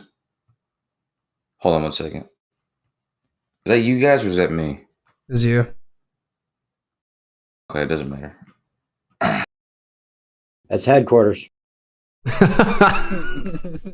Israel's on the other line, bro. Is that the Gog of Satan calling or whatever? Yeah, Mossad, tomato. We gotta watch it. Just kidding. We gotta watch it. We're They hitting got 4 Discord hours. tab too, be careful. Gosha, we're hitting 4 hours, brother. You're gonna have to spit your point out, man. I'm getting tired. Bad, dude. My bad, dude. There was some weird music happening. I think I accidentally clicked on Alan's video in the chat. Oh yeah. Okay. All right. Everything's cool now. Yeah. I was like, what the fuck? It's like freak. It was messing me up. Okay. Excuse me a second. Let me just exit out of this chat because it keeps playing. Hey, Kosha, there's a music note at the bottom. If you click it, it'll go like. No, it's fine. It's gone now. Okay. Sorry about that. I thought you guys could hear that. Okay. Anyhow, with the stellar aberration, I would use that as evidence. And I know it's getting late for you guys, so we don't got to take too much time on it. And the reason I didn't speak up initially also is because I brought this to both of you guys in the past week or so. And I've already heard your responses. Although, Witsit, your response tonight was more elaborate than before. But I did have a couple things that maybe I can respond to and you guys can respond to it. But so, Alan, you'd said something about stellar aberration and the velocity of the Earth. How if you could adjust the radius of the Earth or something, and that would actually change that value. So that value would fluctuate based on that. But I'll just have you know that isn't the case because the radius of the Earth is actually not even it's not a variable in that equation. The only things being considered is the measured angle and the speed of light. So those things being fixed or measured, you would get the same speed around the Earth. So it's not dependent on the size of the radius. Yeah, they ratio that angle F with the diameter of the orbit, though. That's why it gets proportional to 30 kilometers a second when they ratio that against the speed of light. So if you take that angle, what's that? Go ahead. No. I think you might be thinking of a different equation. That's all. Because there's, like if Kepler's laws and stuff like that. Yeah, you'd have to. It would depend on that, but there's no input for the radius of the orbit in the stellar aberration measurement. Like there's nowhere to put that in or change that to change the variable.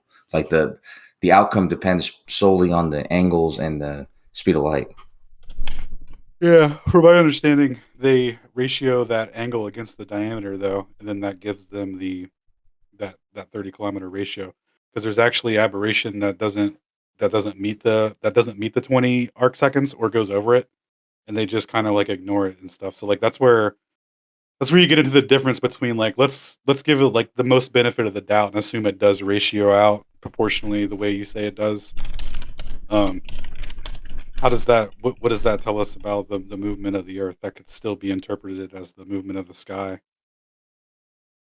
Okay, and that's the other thing because Witsit went into that a little bit, and so I'll address that together because my next point is okay. So I understand the claim, but that definitely involves or that would require more explanation because at first glance that doesn't make sense, but it's possible that there's an explanation that makes it make sense because just to be clear, the angle is how elevation angles are measured from the horizon to the star, and then declinations are measured from the equator to the star. Well, in stellar aberration, the angle that's measured is along the ecliptic plane in the direction of movement and then to the star. And so for that to be, just like you showed in your image earlier, Alan, we have the circles and the ovals at different locations.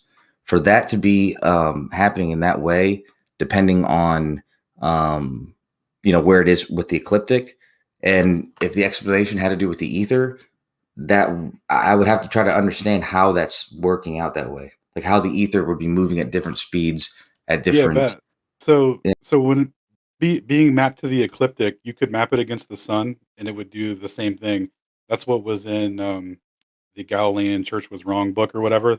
That's what Bennett's contribution to that was that reference that you're making about how it's mapped to. So his interpretation of it would be mapping it against the movement of the sun, and you would get the same result on a stationary Earth. Okay, so I would have to ask. Okay, yeah, respect that. Okay, so I have to ask if Witsit, because like I said, Witsit brought up how the ether's movement affects that and changes the speed of the way the light comes in or whatever. And so I would have to then assume that the ether was moving in a way that corresponds to the sun's movement around the sky, and Of not course. really anything else. That's what's Because the moving. That's ecliptic what's matches the sun's movement. that's what's moving the sun, bro. Okay, well, that's different than what Dr. Bennett, because Dr. Bennett said something about how the fixed stars are like the outer frame, and then the sun has its own frame, and then the moon has its own frame. But I'm assuming what you're saying is that the sun's frame is the one that the ether is. The ether is gonna cause both of them to move. Yeah, the optical effect that you're seeing, like the displacement over the course of a year, adding up to the 20 arc seconds, that displacement is going to be from that constant east to west rotation of the sky. Like it's like how they say there's like a gravitational lensing sort of thing. This would be like an etheric lensing, so to speak. Yep. It would be proportionate to distance, which is what we see. It would be, and it would be constant, all the stars, so that's it. Yeah, right. But again, go ahead, sorry. Okay, but again, the reference though is the sun's frame, because the reference is the ecliptic. So any given star in the direction of the movement on that ecliptic plane in that coordinate system is how the angle is measured, and only if you do that and use the speed of light or whatever, you're going to end up with the same aberration angle. You're going to end up with a consistent, not the same one, but a consistent one throughout the year, so that when you're measured it all throughout the year, you end up with, an even ellipse or straight line, depending on where it is. So how would you differentiate between that and a 30 kilometer mile ether drift producing the effect? Oh, well, that's what I'm saying. If that, for it to be a consistent ether drift, they're just plotting it against the optical effect that we see in the sun in the sky, though. It's like the sun's ecliptic is just derived from observations from us looking at it, or then they turn that into the quote unquote tilt of the Earth or whatever, right? But on a non-tilted Earth, that would just divert back to the sky. So essentially, like everything would still derive the same. There would be no way for you to distinguish it as a mutually exclusive proof, because it's actually even worse for you because it's actually plotted against the ecliptic of the sun. It's I don't even have to transform it to get it relative to something else. Yeah, you're actually hijacking the assumption that the sun is moving in an ecliptic, claiming that's just an illusion, and then building your interpretation off of that. And we're saying, no, the sun is moving in an ecliptic plane. The Earth's not moving. And then we're measuring the displacement of the stars in relation to that, and that the causal mechanism of all the motion is an overall ether drift. An aberration is, of course, observed with stars, quote unquote, that are further away. They're further away. So that's why you're going to have a difference in what the sun is doing and what the quote unquote stars from that distance are doing. You're just measuring the relationship between the two. There would be a kinematic equivalence between a geostatic position. You'd be able to do the same exact thing. Sorry, I was pushing the wrong push button. But with Alan, okay, so Let me say it like this, so it makes sense. Because it's not just that it's referencing the ecliptic, that the sun's, representing the sun's path. These angles are also, depending on where they are in reference to the ecliptic, they're measuring these different circles. So if it's Draco, which is the North Pole of the ecliptic, it's making a circle and then different ovals and then straight line. And so it only makes sense. It only makes sense to represent that as a constant speed, like when you end up at the 30 kilometers per second. It only makes sense to do that if the Earth was moving. If you then imagine it the other way around, it doesn't make sense. Those ellipses would then be talking more about what the sky is doing, and it would be doing different things in all those different places. Like, I got you. So the effect of the speed or whatever would be from the ether drift being constant, and then Witsit, if you still have your screen share up on your video, can you go to the simulation where they where that guy's showing the optics of the stars at the equator, and then when you apply refraction to it, how it shows the different divergence and convergence and stuff like that, it would, like, the same effect you would see. Like, you wouldn't be able to tell the difference, bro. Like, it's just like, I get what you're saying. It doesn't make any more or less sense. It's just not a mutually exclusive proof. Like, you would see the same thing on a flat Earth or a stationary globe with a rotating ether wind, and then like how you want to map it to decipher that information, against an ecliptic or what have you, whatever coordinate system you choose. Oh, is this what's his video? Okay, so yeah, we have to talk more about this some other time because I don't want to. We don't, how I am. We'll go over the same thing over and over again, and yeah. So I don't want to take up Witsit's show's time. I don't see how this would I could see how it translates into making the speed for the Earth moving, but as I said, it doesn't make sense to transform it the other way and have it still be a constant value when they're making different circles. But regardless, the last point about the effect based on your lattie. Yeah, and perceiving it through the drift. Yep. That's the thing, though. It's not based on your latitude. It's based on your angle. So that's that. No, that was my point before. Can you see that graphic I showed you? It's relative to the lattie, bro. What do you mean? No, but that's what I'm saying. It's not relative to the latitude. Like, there's the coordinate system, the celestial sphere. The celestial sphere coordinate system is in reference to the latitude. Like, your latitude and your declination are going to be. Do you make observations through the celestial sphere ecliptic sun map, or do you mean dude, they take the observations and plotted it against the sun, and then they're telling you that it only works on a globe that's moving through, that's chasing that sun? What I'm saying though. Bro, we're gonna have to you guys gotta continue the convo another time, bro. Yeah. It is 1 a.m. and I am tired and I have like 5 emails I have to write. No worries, bro. Thanks for coming on, Coach. I appreciate your Coach, you should have jumped on 2.5 hours ago, man. Sorry, I wasn't available, but yeah, it was a good show though. You'll jump on next week. Hey, Coach, at least we're cordial and respect and very respectful. So I appreciate your demeanor on the show. You're a good example of how Globers should act. So props to you. Superfluidity of not. I don't know what it says.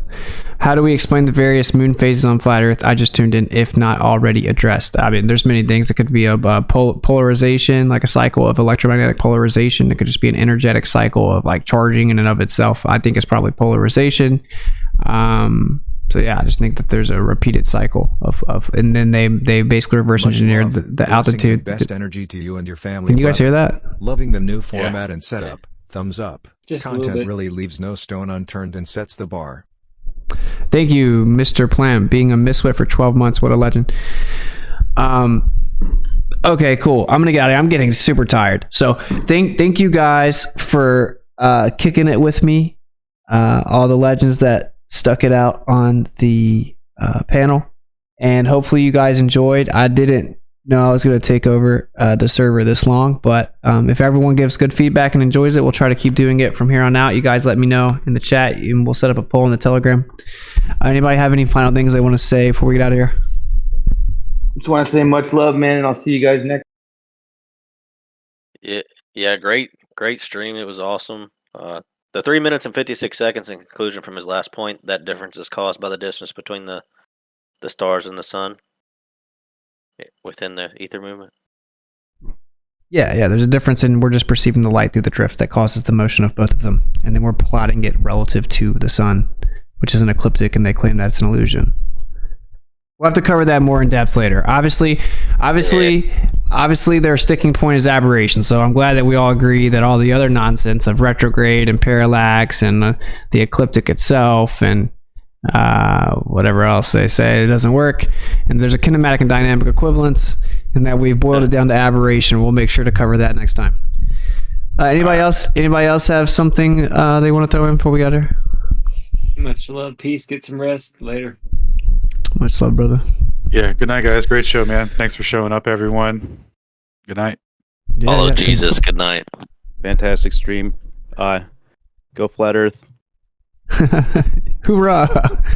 Anybody else? Napalm, you got something you want to throw in? No, good stream, man. Good stuff, boys. All right, cool, Great stream. Thanks for having us all with it. Yeah, of course.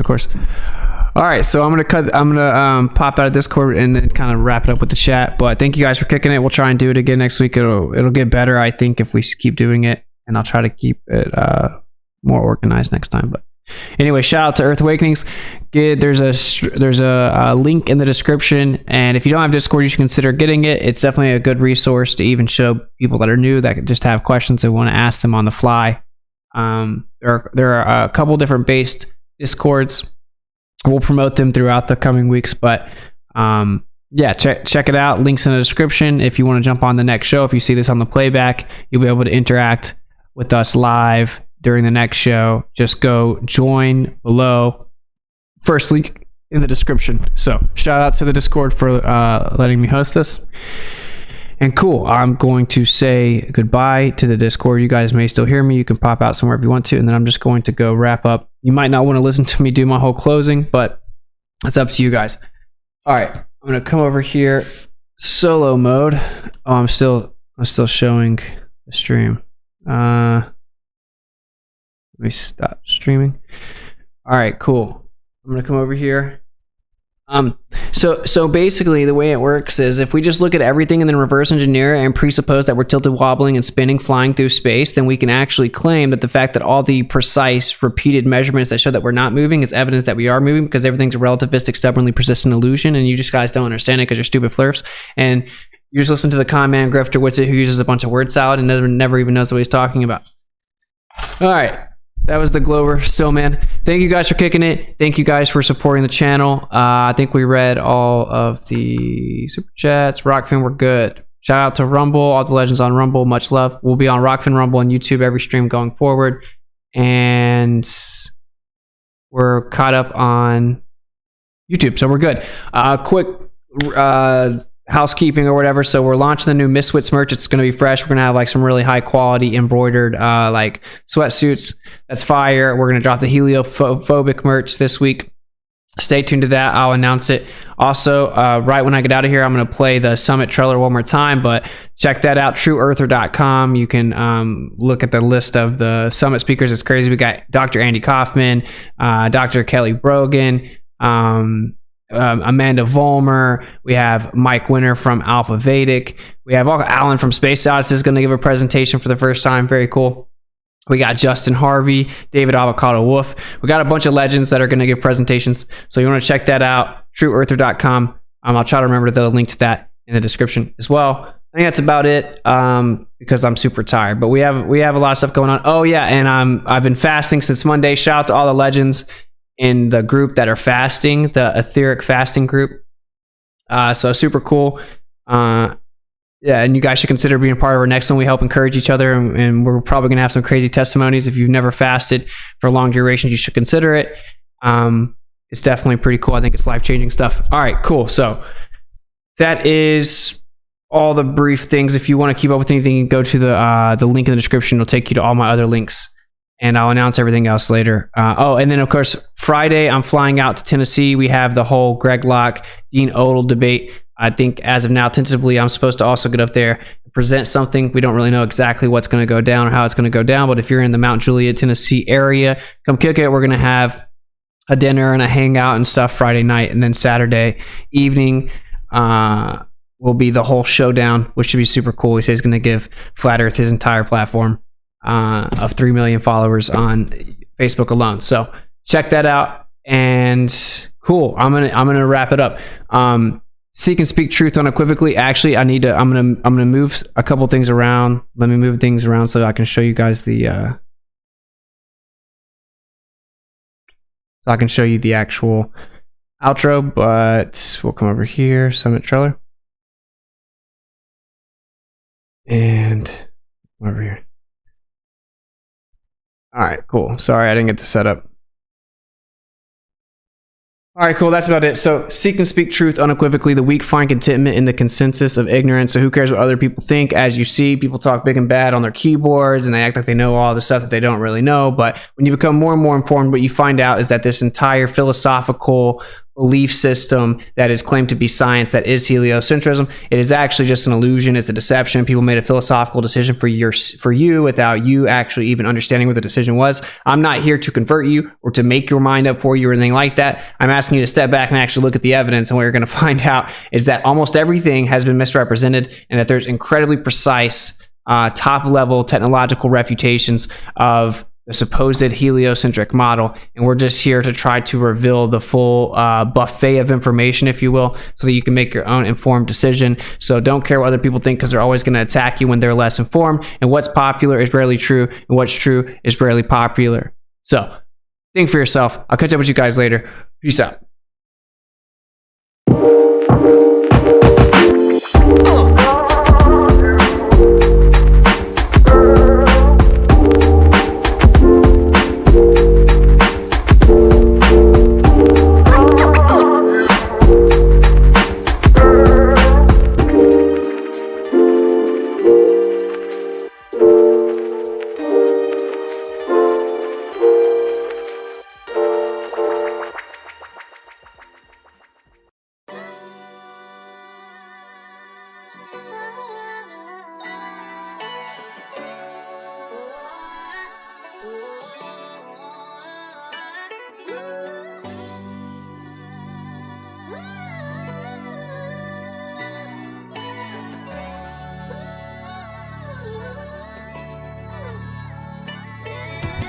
Days after days, pseudoscience just a big charade, making theories they just can't explain, on philosophically biased claims. Days after days, we break away just like a renegade, so pay attention, gonna get a grade. We schooling globers till they all awake. Schooling globers with diplomas and a chip on their shoulder. Debate is over, mind is sober, solar system disclosure. Can't go back once you heard the facts. We make a pact, never take the vax. Schooling ballers and the followers that give them their dollars. They try to holler in the chat that you're a fraud, not a scholar. They hating y'all, that's why they attack. The earth is flat no matter how much they laugh. Days after days, pseudoscience just a big charade, making theories they just can't explain, on philosophically biased claims. Days after days, we break away just like a renegade, so pay attention, gonna get a grade. We schooling globers till they